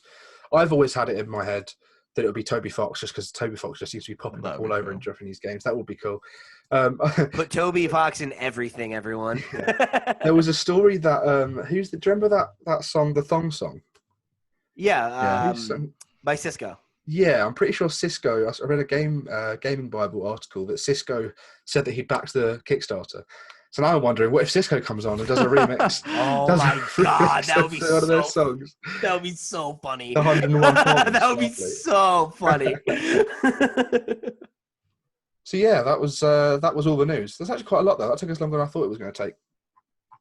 This is a much longer part. Your podcast is what, an hour long? Hour 15. Yeah. So yeah, now we're going to dive into the Q&A. Usually at this point in the video, we would take a dive into AJ and Parker's comments on their videos, but I think both of them said it. Well, actually, I think they were both Parker's videos this week, but he said at the end of them, don't leave comments this week that you want to get answered on the podcast because we're not going to be here. So we're here instead, so we're just going to skip that and go straight into a bumper Q&A. We've got some LootPots questions, we've got some fanatixfour questions. We're just bringing the communities together and taking over. So we're going to start, as always, with the fanatixfour YouTube community. We have one here from a guy called Marky Mark. This is the Marky Mark. This is the Marky Mark. Yeah. This is sitting around in his tidy whities writing us emails. He knows. He asks, the fantastic job done on the Witcher 3 port should encourage some other AAA games to come over to the Switch. What games do you think have a realistic chance of making the jump? BioShock. Yeah, I think. That's cheating. Yeah, we reported on that. We were the ones who broke that. Pixel Power was the one who. We can take the credit. That's fine. Yeah, we did it. It was us. Yeah. We made. I mean, Blessing's been on this show before, and then he broke. Mentioned our names, gave us credit for the news. So it's nice how it all ties together. It's a big. Yeah. You're only 6 people away from anyone in the world. And you're one podcast away from. Kind of funny, so that's kind of cool. So close. So without cheating and using games that have already been rated, what games do you think have a realistic chance of making the jump? XCOM 2. I actually could see like Resident Evil 2, the remake that you're. I could see that. I wonder how our engine would translate, but yeah, I mean, I could see that working. I feel like it's got to be stuff that's more. In that vein, yeah, like stuff that's like a little bit older, like Arkham. Yeah, I could see the Arkham games coming. Collection. That would be a slam dunk. Yeah. But Batman Arkham Asylum is just one of my favorite games. I would love to play it in handheld, have it, own it again. Amazing game. I think it's one of those games that, because Arkham City was on the Wii U, so we know it works. So to have the original, maybe not Night. I don't know if Night would work because it didn't really work on PC, but I would definitely love to see those games on Switch. I also think GTA 5 will inevitably make it to the Nintendo Switch or something. Imagine that'd be so late. But the thing is, imagine like how many more copies they'd sell. The only handheld version of GTA 5. It's already number 1 on the charts again. It already sells an insane amount all the time for no reason. Does not stop. I don't know. I don't know. I mean, like, I guess it could happen, but I don't necessarily see that. I could see them maybe doing Red Dead Redemption. Yeah, I could see Red Dead. 2 or the first one? First one. Okay, yeah, good. But I would have thought they would have brought that out around Red Dead Redemption 2's kind of cycle to kind of hype it up and go. But look. There's also the argument to be made that you don't want to put them out too close together because then, like, you get a bit of fatigue, especially considering how long Red Dead 2 is. Right. So I could see them doing that maybe even a couple years later. Like. We're a year, 2 years away from it now, right? Yeah. Almost. Yeah. So maybe next year, that could happen. I could see like, maybe not. I could see. I would love to see Fallout New Vegas. I was going to say I want the whole Fallout collection. Yeah, I want Fallout 3 New Vegas and Fallout 4. You could probably make Fallout 4 work. Yeah, I feel like you could definitely. It doesn't run well on Xbox One though. Is the point? Is it? I think that's more the game though than the hardware. Yeah. I think I could definitely see something like that. I mean. It's interesting that some of the ports we've got recently have been more out of the left field. Things like Metro came out today, and Call of Juarez. Oh, that's today. Yeah. Wow. Call of Juarez came out. Alien Isolation came out of nowhere and was really quite Alien good. Isolation apparently is, according to Digital Foundry, better resolution than the PS4 version. I've got it. It's Wild. not really the resolution, it's more the anti-aliasing. The way that the edges on PS4, they almost have like a shimmer to them where like the light reflects off of them, whereas they're just completely smooth and solid on Switch. It's a really amazing looking game on Switch. I'm really impressed by it. I just haven't met the alien yet out of fear. So yeah, I think there's so many like random last gen games we're probably going to see pop up. Even stuff We're this forgetting the Mass Effect games, Pete. Oh, but I don't think they have realistic chance is the problem. That was the because question. If you're asking me wish list, I would like that more than anything. Would be the Mass Effect trilogy and Dragon Age 1 and 2. And Dead Space as well. You could probably go for the whole EA sort of last gen. I want some Far Cry games on here too. Let's get some more Ubisoft stuff. Give me Far Cry 3. Give me Far Cry 3 on Switch. That would be beautiful. The thing I like about Ubisoft's games as well is that they go down in price so quickly. Like, Mario Rabbids like £5 or whatever. It's like £11 for the game, and I've sold that to so many people. I'm just like, it's £11. Just go and play one of the best games of 2017. Like, it was so good in a really good year as well for games as well. Yeah, Assassin's Creed was on sale for like £10 as well. £3. But that was £11 as well. Yeah, then you look at Capcom. I was looking at the Capcom sale yesterday, and I was like, I can pick up Resident Evil 4 for £20 on sale. No, I'm not going to do that. I will get it when it hits a tenner. It's never going to hit a tenner, and don't waste your time with it, Max. I'm not going to get it then. Not too great. So that was the YouTube community. That's such a hot take that you just tried to sneak under the radar, Steve. What was it? What did he say? They said Resident Evil 4 is not that good. It's because it's brown. He doesn't like brown. You know. That's like everyone's favorite one though. Like I'm not even a Resident Evil guy, but like almost everybody says 4 is the best one. I've never played a Resident Evil game, but I think I played 7. I would like to play 4. It's such a massive departure. Like, if you're gonna play one, Max, go play Resident Evil 2 remake. Yeah. And then play Resident Evil 3 remake. I would play it. So good. Yeah, I do want to go back and do it. I think 4. But do you know Resident Evil 4, the original Resident Evil 4, became Devil May Cry? Yeah, I did know that, yeah. Interesting. Fun facts. It is a fun fact. So that was YouTube community. We only got the one from there. Come on, pull your socks up. This is the fanatixfour Twitter this time. We have Pat Green. Hi, Pat. Nice beard. He asked, why is the mythical Pokemon, the new mythical Pokemon, I forgot his name already, Zarude? Sandstorm? Zarude, yeah. Why is it just a monkey? Doesn't seem to fit in with the other fellas. I think we said the same sort of thing, didn't we? That it doesn't quite fit in with this generation. But Pete said it's a nice design. It's a nice change. I like that it's different. You know, like it's kind of weird that it's not something more like, I don't know, European, I guess. But whatever. It definitely feels like a past gen Pokemon. It doesn't feel like the sort of stuff they've been doing this later gens. It feels like a, I don't know, Gen 2 or 3 Pokemon. I feel like it would have been more at home even in like the last gen. Yeah. I can definitely see it in the old watercolor. Sugimori art style. It's more naturalistic. Yeah, it's got sort of the more jaggedy design kind of thing. Yeah. And we have Brad Cheney. I think it's. I always say Cheney in my head when I see his tweet. It's Cheney, right? Cheney, yeah. Cheney. Like Dick Cheney, I guess. Yeah. He says. Don't compare Brad to Dick. Sorry, no, like it's the name. It's the name. I'm sorry. Yeah, but don't do that. I'm sorry. As an American, I'm calling foul on that one. I respect you, Brad. I'm sorry. Imagine if like Dick Cheney's is like granddad or something like that. Imagine if Dick Cheney's listening directly to you going, what's wrong with me? I'll tell you this, Brad, if Dick Cheney is your relative, I hope you never go hunting together. He says, of all video game characters, Pokemon count, who would you want to be your best friend? Of all video game characters, that's such a broad... My mind immediately goes to a Squirtle. Like, I would love to have a Squirtle. I think Pokemon counting is cheating because you'd be like, who's your partner? Who's been your partner for years? Yeah. The problem is, like, my brain like goes to what I'm playing recently. Yeah, me too. Right now, I really want like Ellie from The Last of Us to be my best friend because I think she's badass. Horrible. She's just a person, though. Badass, yeah. Like I don't know. I want like a sidekick because like the other thing that came to mind was like maybe like someone like Clank from Ratchet and Clank, which is do my taxes for me, like something like that. I don't know. Like get some mileage out of it. I think if we're going for recent characters, I'd probably go for someone like Lucky from Super Lucky's Tale, because I just love at the start of each level when he looks up at the camera and he goes, "Come on!" I'm like, "I'm coming, man. Let's go play this game, buddy." Man. He stands still for long enough. He looks at you and you're like, "There he is," and you pick your clothes and as you like turn the camera, he's like, still looking at you like this. He's just like. I think if you're having a little character like that, though, you want Conker from Conker's Bad Fur Day instead. Yeah, because Nah, like they you can can party swear at with you all day him. long. Yeah. You know, but- like I feel like having being friends with like Lucky, it's like you have like it's like being friends with like a little kid or something. You know, it's fun, but you're gonna want to break at some point. Yeah. Whereas People like like Conker, you can Conker's go to getting Conker. absolutely smashed on the weekends, and Yeah. Yeah, that's true. And he had that giant poo as well. Mm-hmm. Yeah, You had to, all you video had to game go there. You characters had are to so- go there, didn't you? Well, that's just a Lowest hanging character fruit. from. Oh, it's the sweetest, mate. It's the sweetest. I think actually I'll go for Luigi because Luigi's just a better Mario brother, and I think it'd be cool to have like this. I support that decision. Yeah, actually. right. I prefer He Luigi. has more personality. Green's a better color than red.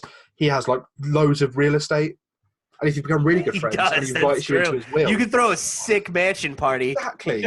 He's like, "Oh, I'm going to go to bed now." It's like, "Okay, I'll go to a different floor." And You know, he continue. doesn't own like the hotel, right? That he goes to, He owns the mansions, though. He wins the but he mansions. doesn't own the hotel in number 3. At He's the like end, he invited does. there.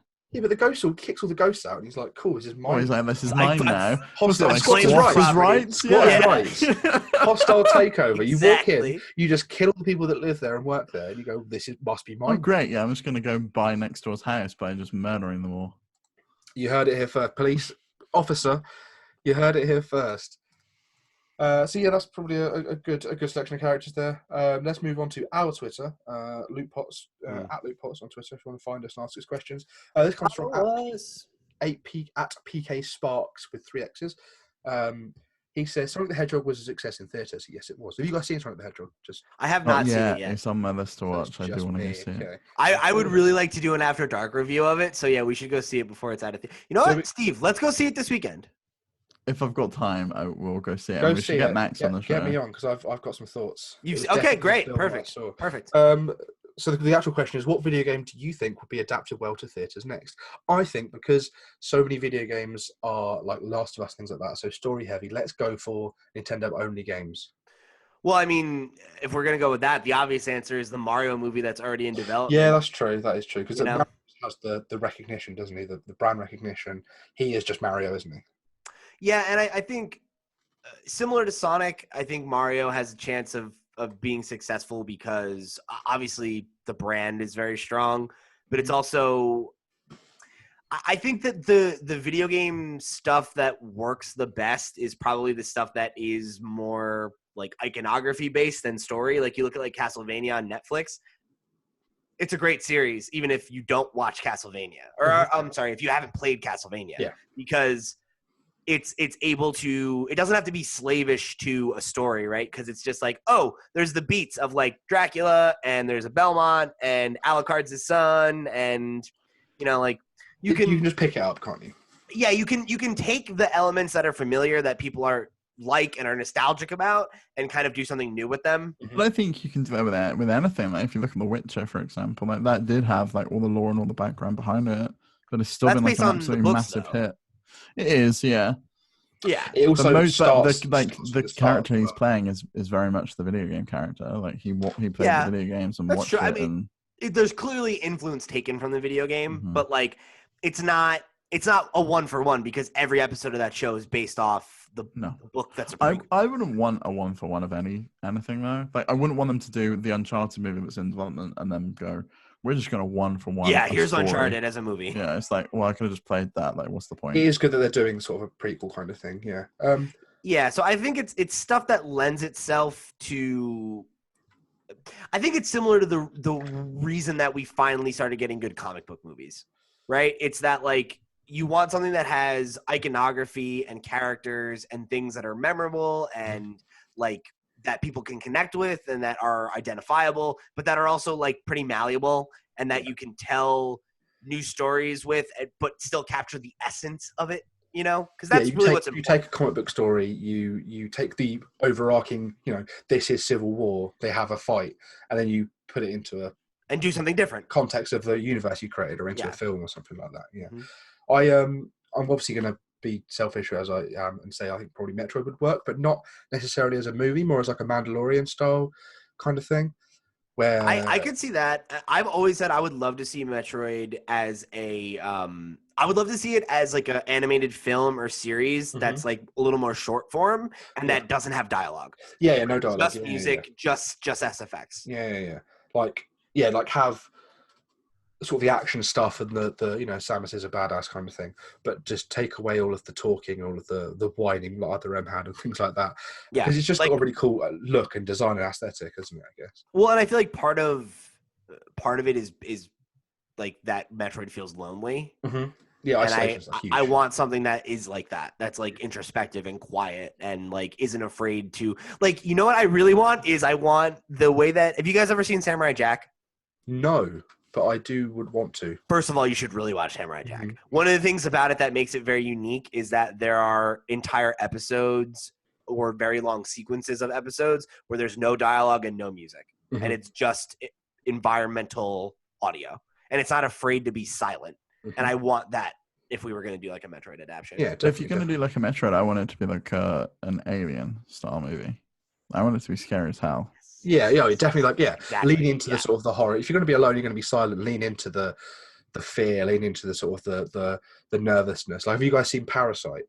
No, not yet. Okay, yeah. I won't. Well, you have seen it, Pete? No, I have not. Oh, okay, I can't. Yeah. There's a bit in Parasite where I was just like gripped to my seat of like, what's going to happen? What's going to happen? What's going to happen? And I like that. It doesn't say a lot while it's doing it. And I would like that in a Metroid thing where there's just, if she's going through like a cave or something or down a shaft and it's like what's at the bottom of this, there's nothing to tell me, oh, that's what's down there, what is at the bottom of this shaft. And then you have a nice big jump scare when you get down there. Yeah, of course, typical. I will say too, I don't think it'll ever actually happen. There was talk years ago of them making a Mass Effect movie. Mass Effect would make such a easy transition to film. Yeah, because it's character driven. So much. Yeah, there's just so much there as well, isn't there? Yeah. Even if you could easily make it you could easily make it like a series, a very easy series of porn films as well, I think. Seeing as all the aliens like to make friends that way. Are you kidding me? Then. Right? I thought this is a PG show. Oh, I guess you're like don't curse, and then you bring up. I'm not even going to say it because I have class. Adult movies. adult movies. You and your dirty movies, Max. Well, I've never even played Mass Effect. That's just where my mind goes. You should play Mass Effect. It's great. Yeah, thanks. Everyone should play Mass Effect. I've never played it. You would love Mass Effect. I know I would. It definitely sounds like a Steam kind of thing. I know. You've got the consoles that can do it. Anyway, right. Next question. Jake. Play it on Xbox. It's on Xbox One. Yeah, no. Yeah, it upscales and everything. Yeah. Oh yeah. I'm gonna replay it. That was only on. Oh no, yeah, that was on Xbox. Yeah, get the collection. Yeah. I'm gonna buy the collection at a GameStop now, and I'm gonna buy a Series X and play it in 4K in like 6 months. Just don't buy. Don't no. No, I want it. Series X. You don't know what that is? All you got to do is you just got to get. No, I just know what it is. I do. Oh, okay. You got to get the EA thingy. Origin. Origin. No, it's not called Origins on that. It's called something else on Xbox. Nah, I want it on Xbox. Anyway, Series X. Jake Liner. I'm going to do it. Good friend of mine, Jake. Hi, Jake. He's asked us a couple of questions. First one is, if you guys could have one game that's not already ported to the Switch from the Wii U, but it was the last one to be done, what would it be and why? Wii games don't count. Pikmin, so I could shut Pixel Power up, and that's the only reason. I want it because I actually want to play that game. I never played it on Wii U, and I really want to play it. And there aren't that many other like Wii U ports left. The only other one I would want aside from Pikmin 3 is Wind Waker. Oh no! See, I would want 3D World. Didn't they really? They ported that already. No, they haven't. They ported the new Super Mario Bros. Wii U, New Super Mario Bros. U. Yeah, I would much have preferred 3D World rather than New. That is not on Switch, Pete. You're going to Google it. Are you sure? Yeah, very sure. It's one of the games they should port, but they have not. It's only Odyssey. I thought they just ported that. No, that's the one with the cat suits, right? Yeah, they haven't ported that. It doesn't exist. Really? Yeah, really. It's in Mario Maker 2. You can make some levels like it, but it doesn't have. That's what I'm thinking of. Yeah, no, it doesn't have the 3D elements. It just looks 2D. You got me. Yeah. I mean, yeah, great. I would want to see that. So there's still some games left, whatever. But you know how people say that Final Fantasy 15 has like really delicious looking food. Yeah. Pikmin 3 has the most delicious looking fruit. Like, I really thought you were going to say the most delicious looking Pikmin. I was well, like, they do look quite tasty, but it's the Oh, fruit. When you pick up the fruit, you get to pick up the fruit and take it back, and then it turns it into juice, and they show you this 3D model of this big apple you've just found, or this lovely like melon or peach or whatever, and you rotate it, and it's like glistening, and it's really nice, and it's like, this is making me hungry for some fruit. If that game comes to Switch, just pay attention to the fruit. I For can't me, believe Pokken Tournament got ported way it's before everything else. ridiculous. It's like, what the hell? It's a game that failed on Wii U and then failed again on Switch. When will you learn? that's why they re-released it. They're like, now's our chance.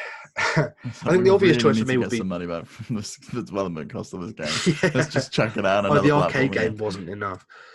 The biggest one, or I guess the most obvious one for me, would be Wind Waker, because it's one of my favourite Zeldas. It probably is my favourite Zelda. It is my favourite. It's absolutely beautiful, but I don't think it's a Wii U game. I think there's a remaster on Wii U, but that's a GameCube game. That's all right, fair. if we're talking games that were birthed on the Wii U, the last one for me would probably be Xenoblade Chronicles X. Okay. Because that is coming though, right? Isn't it? There's no Xenoblade Chronicles Definitive Edition. The original game is that's the Wii one. Okay. X is the one where it's like futuristic and you're in the mechs. That is one of the. I think it's one of the best looking Wii U games. It's just weird how good that game looks and how everything is in this huge world. It's just so smooth and nice and pretty. Anyway, but I didn't enjoy it when I played it on Wii U, and then I played Xenoblade Chronicles 2 and 1 again, and was like, oh yeah, I really should have played X, because it's actually probably when I get into it and actually get in the motions of playing the game, I'd be ready for it. So that's probably the last like Wii U game that's from the Wii U. It can only be played on the Wii U. I think it's the last one I would want. Cool. But Jake goes into a second question. This callback to earlier. Having both read, and probably he means all three of us because he didn't know Steve was on. Having read Jason Schreier's book Blood, Sweat and Pixels, is there any other gaming series you'd enjoy having more information on their development, and if so, which game or series? I feel like the ones that I would be most interested in are honestly probably mostly Nintendo games, and that's not because I'm like, obviously I'm a big Nintendo fan, right? But I think it's because the like Japanese developers are in general less like forward about the development process than Western ones. So like for a game, for a lot of Western games, there are kind of reporting that's been done into them, or there are like deeper dives, or there are dev diaries and interviews and stuff, and you get a little bit more of it. So it's like Pokemon, right? When they did that manga in Japan that was about the life of oh my gosh, I'm blanking on his name. I know the creator. Yeah, the I original. can't think of his name either. Yeah. One of you guys look it up while I make this point, please. Go on. But they released a manga about his life, and that had all these details about Pokemon's development that like no one knew before, right? So it's like Satoshi Tajiri, is that him? Yes, Tajiri, thank you. Yeah. Any dripping about those games is like you eat it up, So I would love there to be more stuff like that. I would love to know what happened behind the scenes between on Metal Gear Solid 5. Yeah. Like in the breakdown of that relationship. PT as well, what happened with that? Yeah, the breakdown of Kojima production, or Kojima and Konami, would be amazing. And I'm not even a Kojima fan, really. No, I just want to know, like, because it would be interesting. Mm-hmm. Aside from that, I would definitely love a similar look into like the Mass Effect series and the earlier entries of the Dragon Age Inquisition, or of the Dragon Age franchise, because Inquisition was in Blood, Sweat and Pixels. Those being some of my favorite games, like it would just be great to know more about them. I would like to actually see a series based on kind of the development of some of the consoles. I think it would be a really cool insight and look into, right, the Wii U was a disaster. It clearly didn't sell anywhere near what we expected it to. Yeah. What can we do to kind of basically save our business? And then the development of what was the NX. Yeah. And like, we're going to say really early on, we're so sorry about the Wii U. We're going to release a new console coming out this day, and we're going to kind of trickle information for you. Yeah. And then the development of the Switch, how that came to be. And likewise, like cobble together the Wii U parts and the Wii parts and go, we've got this, and they go run with it. At what point does that happen? And likewise, like the original Xbox, like there is a lot of information around that, and you can like watch a lot of interviews, but the story of why Microsoft decided to get into the console business in the first place. Similar with PlayStation. That's also a very interesting story, which is like Yeah, like people know about it, but like I would love a book that goes as deep into it as like Console Wars does about the Nintendo Sega rivalry. Like something that's really, really deep about it would be amazing. With a lot of people that actually knew.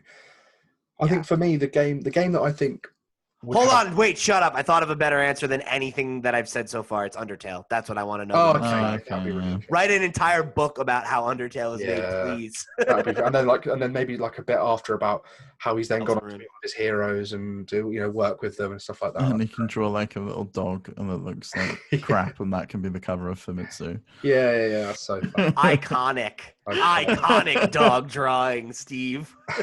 I think my games would be, so definitely for me, Breath of the Wild. I think it'd be really interesting to see how the concept for it. I know there's a lot of GDC talks about it, but I want to see, because that game was delayed a bunch of times. A lot of things were changed. There was a point in the development, I think, where they realised, oh, we can do physics, and we can do physics really well, and this can be a major It's like the whole game. Yeah. So I want to see like what happened when they're working on a trajectory, and then they just go, wait, stop, get this working, fit it in, and we can just change the game for what a world feels like and how a world, interact with the things that you do. So I'd really be interested in seeing how Breath of the Wild was made. However, one for the future, I would like to know exactly what happened between the announcement of Metroid Prime 4 and the cancellation of Metroid Prime 4 moving over to Retro. I want to know. Oh yeah, that would be even if it's not a book, even if it's just like Liam Robertson does like a 20-minute video on the development of the game and what happens. I want to know what this new development thing they tried was, how it broke down. 8 years from now, Liam Robertson will have a video about this, and it will be. I'm looking forward to 8 years from now because I want to see. I want the game to come out as it's going to come out, and I want to know what could have been. And I think that'd be really interesting. Yeah. Thanks for the question, Jakey boy. We're now moving on to our Discords. We're going to go first into the Fanatixfour one because we've got quite a few questions from there actually. This first question, okay. So AJ said in his tweet. In the Discord, it'd be better if you pick questions that only they would know the answer to. So Duncan said, "What's AJ's mother's maiden name and social insurance number?" I don't know what a social insurance number is. Is it like national insurance number? Yeah, that's not even what it's called. Social security number. Yeah, it's social security number. So maybe he didn't want to write it out. Joke's on you, Duncan. Yeah, Duncan trying to clown. I'm deleting it out of the. I'm deleting it. Deleted. You just got clowned on, Duncan. Thanks for the question. Subscribe to LootPots, by the way. Duncan, I'm pretty sure he must be subscribed to LootPots. You like Duncan? We talk to Duncan a lot. He's in the Discord for Fanatixfour a lot. He's a great guy. Does his own streaming as well. Check Duncan out on his streams. Long Chris comes in with a couple of questions. He says, "What's your favourite GameCube game?" I'm going to cheat and I'm going to say it's the Game Boy Player. That's a totally valid response. I'm down for that. Favorite GameCube game? I would say it's either Wind Waker or Animal Crossing. Okay, good. Animal Crossing. So you were big into it on the GameCube, and then you. Oh my god! Yeah, it came with the blank. It came with the blank memory card and everything, and that was. If anyone touched that, I'd be with it. I was huge into the original. Animal Crossing as well, Steve, on GameCube. Yeah, had 128 blocks on that black memory card. Sure did. That's the Animal Crossing game I've put the most time into. Wow. Yeah, okay. me too. I thought it was one of those niche things that didn't really take off until the DS series. I mean, it might have been, but I was playing it. If the two of you were, you really you represent a lot of the community for me. So we're just Steve and I are just real Nintendo fans. That's what it's. Wow. Just there digging away at the ground with my little spade. And it's actually, I have a pretty well-worn story about it that I know I've told on the podcast, but so the first time my original Animal Crossing town, right? I played it for years, and when I moved to the town that I spent my teenage years in, the first day that we had moved there, I'd set up my room, I hooked up all my game consoles, and I was feeling homesick, so I decided I was going to pop in Animal Crossing and nice. I'm going to go to my town, and somehow in the move my save got corrupted, and it was the only of all my GameCube stuff, it was the only one that got messed up, that for whatever reason it was. And I played it days before, and I cried. I totally cried. It was all of the homesickness hit me with that, and I was just because you know what actually was the thing that broke me? It happened, and I was super upset, and I decided, fine, I'll start a new town. And the first villager that I ran into was one of my favorite villagers, and it was Olivia, the cat, and and she like didn't know me, and I was just like, I can't with this, and I started crying. Oh no! Oh, Your best friend forgotten you. That's so Yep. sad.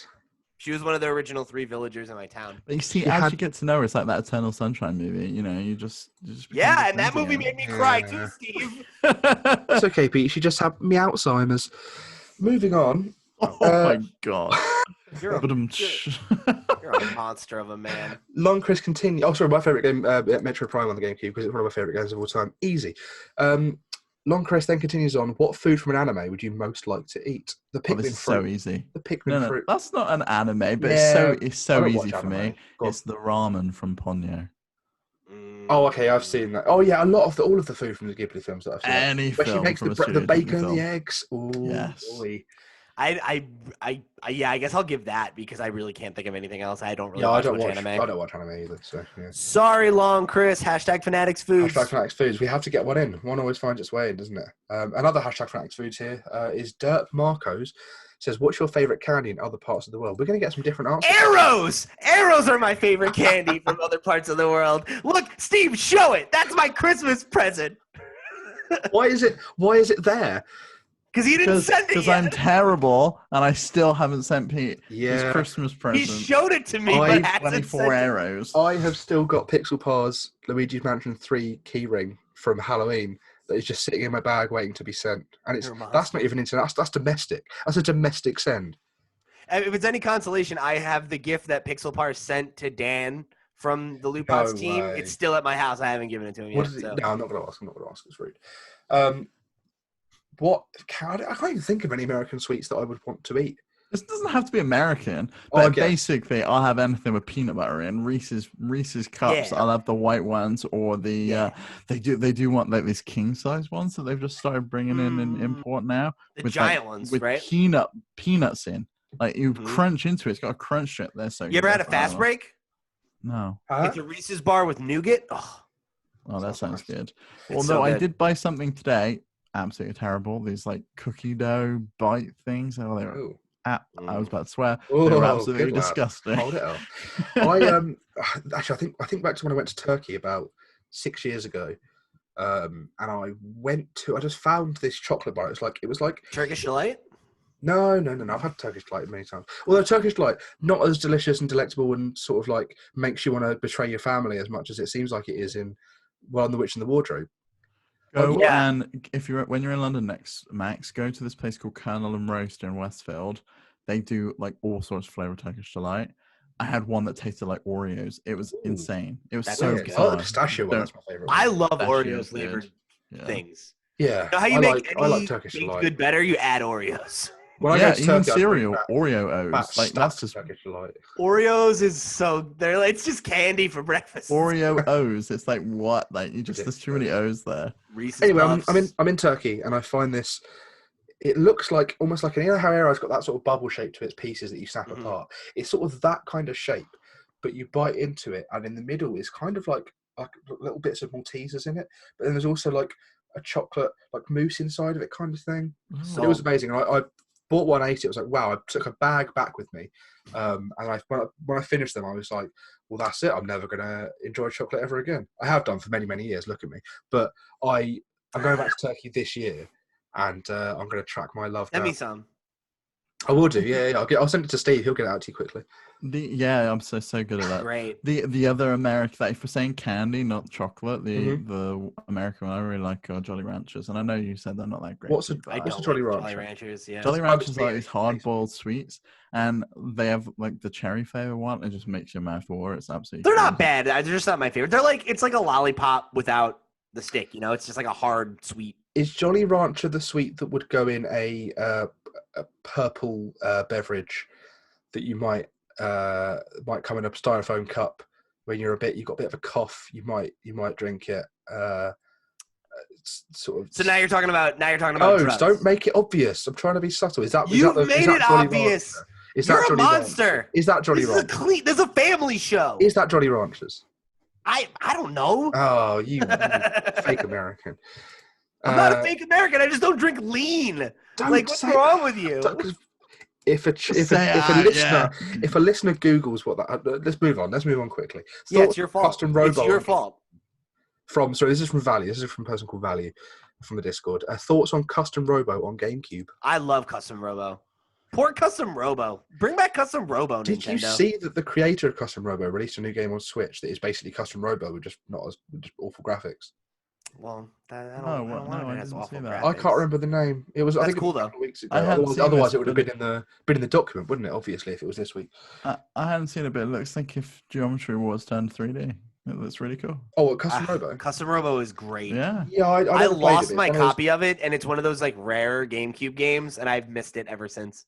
It's one of. Do you remember, Steve? Do you remember? You're my age. Do you remember back in the? So it's Pete. We're like all the Yeah, same but you're in the age. UK. You're in the UK, so it makes sense. You know, back in 2004, 5-ish, maybe a bit earlier than that. Good era.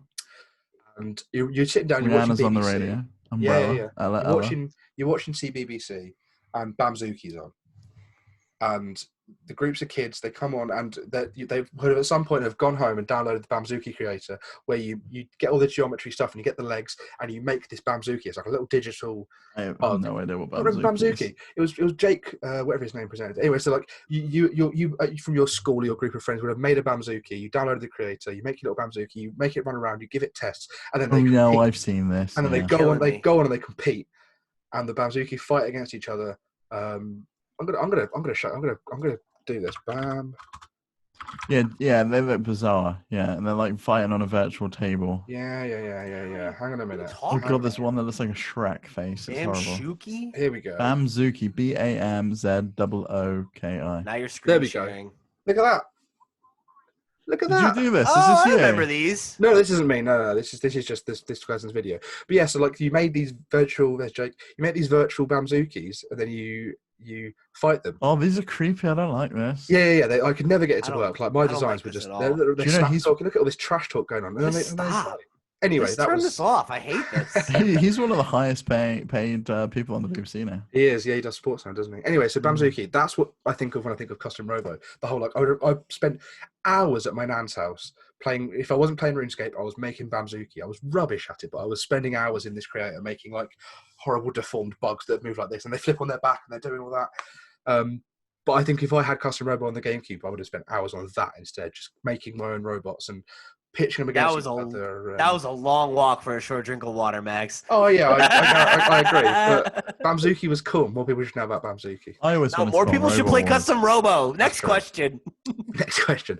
This is from Grimhane. He says, will Max get Animal Crossing? And if so, will he only construct things using sand? If not, why does Max hate fun? I think Animal Crossing should be cancelled. I am getting Animal Crossing. I'm buying 2 copies of Animal Crossing. I'm getting a controller. I'm getting loads of amiibo. I'm getting all sorts of things. I'm very much into fun. You're going in. And if sand is the cheapest way for me to keep villagers out of my forts where I build my moats, then yes, everything's going to be made out of sand. See, if you were a true Animal Crossing fan, you'd have got the console. That's what I'm saying. I want it so bad. Me too. I want it I so can't justify bad. it. I can't. I was considering surprising Ella with it and then just selling her old console to recoup the difference in cost. No. Just surprise her with it and just say, this is a surprise, and then just keep it for yourself.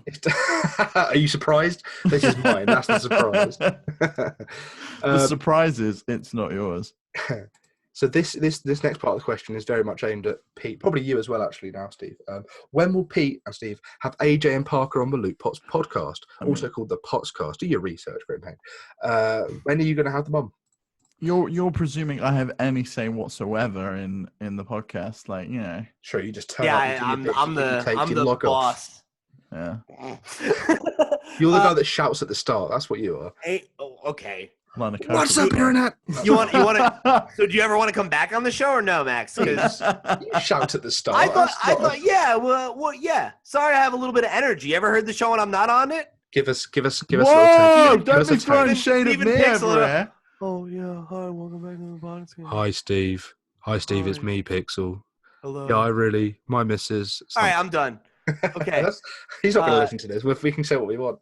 First of all, AJ has been on the show twice, Mhm. and he was on After Dark. Mhm. So go, maybe if you checked out the show, which I know you haven't because you told me you didn't on Twitter, you would know he's been on the show. And I've invited Parker on as many times, if not more, and we're planning on having them on at sometime after PAX. So lay down the law. Tune in. We invited Parker on the way before he even did us that he wrote jingle, I jingles think. For us. Yeah. Oh yeah, that was fun. The jingles are cool. Actually, it's on this week's show. If you want to hear Parker's jingle that he wrote for us for Name That Game, it's on this week's episode of the podcast. I really enjoyed the lost Parker jingle, the Game of the Year 2019 Parker jingle that never found its way into the show. That wasn't in the show? No, that wasn't in the show. What? No, it wasn't in the show. That's really upsetting. That's a crying shame. I didn't know that. DJ, when you inevitably have to edit this because of Pete swears. What? I didn't swear. I've got it on my phone. I'm gonna have to edit this out before I send it to Parker.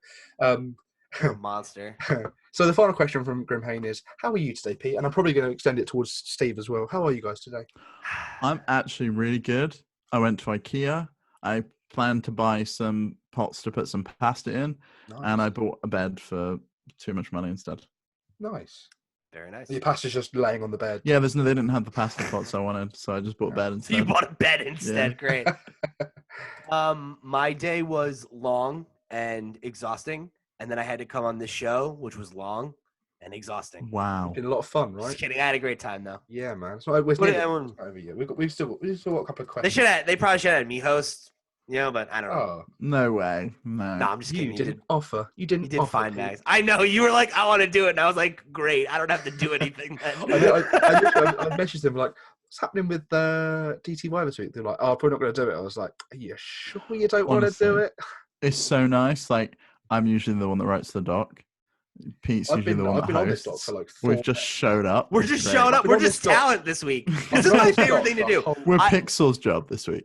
There's nothing I love more than podcasting, but even more so than that, there's nothing I love more than guesting on someone else's show. Because all I need to do is just show up and be the talent. Oh, where do I give you the audio? Well, that's because all the good guests are at PAX. So. Whoa! Now you're just throwing shade at all three of us, including yourself. Yeah. All right. AJ and Parker would have been great guests on my podcast this week. They would have, yeah. Thanks for coming on, guys. I really appreciate you taking the time out to help me with this. At 1:45 in the morning, Max. I'm tired. Oh well, let's push on. I haven't eaten dinner yet, so I want to hear it. Somebody's hungry. Right, let's push on. I am hungry. Mega Man asks. I had IKEA meatballs, so I'm all good. You did what? I had IKEA meatballs, so I'm all good. You had a Lunchable. I was like, why are you eating? Throw it in my face. I'm gonna go. Come on. What's Mega Man asking? Mega Man asks, why is the sky blue? Science. Because of the ozone layer. Okay. Reflections from the water. That's my take on that one. My scientific take. And then the next question is, why hasn't Max found a shiny bronzor yet? Because I gave up. Because I gave up. All right. I opened like hundreds of eggs. I gave up. Just cheat. I'm not. It's because Max. I'm not going to go on eBay and spend money on Pokemon. That's what losers do, man. It's because Max is a cyber bully. That's why he didn't find it. That's the real answer. Pete, the lowest hanging fruit is the freetest. You can't even bust chops back. You're throwing it. You got it 90% of the way there, and then you're tripping at the finish line, my friend. Can you believe it? I never let you get a step on me, and here we are. Step right on you. Fine. Right, finally, the final question. We've made it, everybody. We've done it together. Woo! This one's from the LootPots Discord, who, in all fairness, the LootPots Discord had a question and answer literally like a day before. So I can see. So we just got the one. Everybody got their questions answered on our show. Although actually, this question might take us quite some time to answer. If we really want to go into it. Here's the best question I have, and it's pretty topical. How will companies pulling out of conventions with coronavirus scares affect even larger conventions, including E3 and New York Comic Con, going forward? Will attendance ever be the same? So first of all, I do want to say this is Ed, who's from the Gamerdelphia podcast, which I'm often a guest on, and he's been on our show a lot. Oh, nice. Ed's stuff is great. Check him out. He's a good guy. I think it's not going to affect attendance in the long term. It's just conventions, but I could see at this point in time, if the virus doesn't go down, that E3 gets cancelled. Yeah. GDC's just got postponed. It's almost like officially. It's kind of like Oh, has it actually been postponed properly? Did that actually just happen? It's Oh my god! happened while we were Wow, I recording. didn't know that. Oh, okay. I was gonna say I was looking at that earlier. They postponed it. They're refunding everyone's tickets, and they're saying it's going to happen later this year or into May, not happen at all. That's big. Because everyone just dropped out. Like all the big, it was like 60% of the people in that room had dropped out. So if it continues and the virus doesn't go down and no one shows up to E3, what's the point in putting E3 on? Maybe the ESA is probably looking for an excuse not to do one this year after last year's backlash as well. I mean, wouldn't be a bad idea for them to have a year to like collect collect their thoughts and work on things. Exactly. But it worked for Assassin's Creed, so it can work for E3. It's true. I agree with Steve. I don't think it's going to have long-term ramifications. I think my kind of hot take on the whole coronavirus of it all is that this is just another one of those like moderate things that's getting blown out of. It's like we lived through swine flu and bird flu and all these other things that we were so afraid of that were going to be a problem. They were rightfully more afraid of. They had like a 60% fatality rate as well. Sure, but this is not even close to that. No. And the chances of you getting it are pretty low, and if you do get it, the chances of you dying are pretty null unless you're like already have an advanced illness or you're elderly. Or you're elderly. So I don't think this is something that we're going to be worried about another year from now. You know, like could this mess up E3 this year? Could this delay the next generation of consoles? Could it mess up that kind of stuff? Yeah, absolutely. Yeah. That's all production stuff, isn't it? That's all based in China, a lot of that stuff as well, production and things like that. Precisely. And when you called out New York Comic-Con, I don't think New York Comic-Con will be affected in the same way that PAX East wasn't really affected. Yeah. Will some people pull out? Probably. But Comic-Con... Well, I think that could depend on where this goes. Like, Switzerland has banned all gatherings of more than 1,000 people. So the biggest motor show in the world, the Geneva International Motor Show, has just been cancelled because they're legally not allowed to hold it. And Olympics is if that happens in the States, sure, but I don't think it will. We've had a negligible number of cases. It doesn't seem like it's that much of a problem. It could be because, not to get political, but you're not really testing at the moment. Sure, for a lot of reasons. But yeah, so could it be a problem? Yes. Do I think it will be by then? Probably not. I don't think that New York Comic-Con or San Diego, like most of the exhibitors that go there are American companies, so there's not the risk of international travel. Yeah. So I think will there be maybe less of an attendance? Will they take a hit? Possibly. Will they still go on as planned? I think probably so. I don't think it's going to affect anything in the future because as soon as the scare, I guess, has gone, then I think it's going to be fine. Yeah, unless things really escalate from here, I don't think it'll be a problem in another 12 months. I think it's like an empty dance floor situation. As soon as like the dance floor start clearing, everyone wanted to leave the party. So it's like if all of these companies are like leaving GDC, then what's the point in attending? So we're gonna have to like cancel it for sure. And some of those companies are traveling from countries that are heavily affected. Like China, like Japan, like Korea, like Italy. And I think one of the things that a lot of people haven't necessarily been discussing as an angle of it that I saw brought up on one of Kind of Funny shows is that there's the risk if you're traveling internationally that you get stuck, you know? All of a sudden they shut down the Boston airport and you're stuck at PAX East. Yeah, there's a ton of people stuck, British patriots stuck in Tenerife at the moment. Because the hotel. There was a hotel that got like put in lockdown, right? And they're fine. They've been tested, but the airline has said we're not flying home from there at the moment. Right. So, like with that in mind, I don't think that that's what these companies I think are trying to avoid. Is that especially like for GDC, like that's a development conference. Those are the people you do not want to lose at like this time when you're ramping up to E3 in a few months' time. And you can't afford it. You can't afford it, right? Where you're going to have to market them and production and all these things that are going to be important that you just can't risk people getting sick. Also, just risking your employees' health is not something you want to do right now or be seen to be doing, even if there's not that much of a risk. Yeah, I think it's a thing that it stinks that PlayStation didn't go to PAX and some people didn't get to play The Last of Us 2, but how much does that actually affect The Last of Us as a product? Probably not at all. It's coming out in a couple of months. People are always going to play it. And I don't think a demo is going to push people into buying it that weren't already ready for it. And their developers getting sick or getting stuck somewhere and not being able to work for weeks, that has a huge cost. So it's kind of a no-brainer from their perspective. Do I think it's a bit of an overreaction? Yeah, but better safe than sorry, right? Yeah, I mean, it's video games. Video games will always happen. Nothing's going to cease to exist. This huge entire, industry, one of the biggest industries in the world, isn't going to collapse because a couple of conferences didn't happen. Maybe some big companies don't make the figures they were hoping to make. Maybe some consoles get delayed, but at the end of the day, it's going to happen eventually, isn't it? So yeah, I don't. Yeah, I mean, I think the worst fallout that we're going to see is what we're seeing right now. And Nintendo Direct's being delayed. Yeah, you're right. That is. Because we've been such a big drought of news, like that whole Animal Crossing showcase. Yeah, that didn't count because it's about one game, right? Yeah, that's not a direct. This has been officially now, I think it's literally as of today. So the last biggest drought that people were counting had the mini direct inside it. So it had like General Direct, mini direct was in there. We're now officially the first point we've been from another direct that. A general direct, not a. Because we just had Animal Crossing, and we had a Pokemon Direct, and we had a Smash presentation, and we had an Indie Direct. So it's not like there's been a drought. Yeah. But it would be nice to know what's going to happen after March 21st. But they've got 3 weeks to do that. We'll see what happens. And that's my like, everyone's like, we don't know what's happening after Animal Crossing. It's like, yeah, they have a lot of time to tell us. It's okay, guys. Relax. They're still making games. I promise. I also don't get it because it's like, well, what are PlayStation and Xbox doing? Like, the biggest game that those consoles had was Cyberpunk, and that got pushed to the back half of the year. Yeah, well, I guess the PlayStation has The Last of Us and Ghost of Tsushima. We know that's coming this year. They have 2 games in development, and they're both talking about new hardware. Yeah. Mm-hmm. But it's like, whatever. But none of them have done like a big gutsy presentation. No, not yet. 2020. Sure. Not yet. We'll see, won't we? We'll see what happens. Yeah, that we've got to the end of the document. That means we've probably got to the end of the show. So well done, guys. We made it to We did it, guys. Round of applause. I know this is a long one for you. None of this is going to be edited out. It's just going to be a full-on show for all of us. Thanks for coming on, guys. I've really enjoyed talking to you again about games in a face-to-face setting.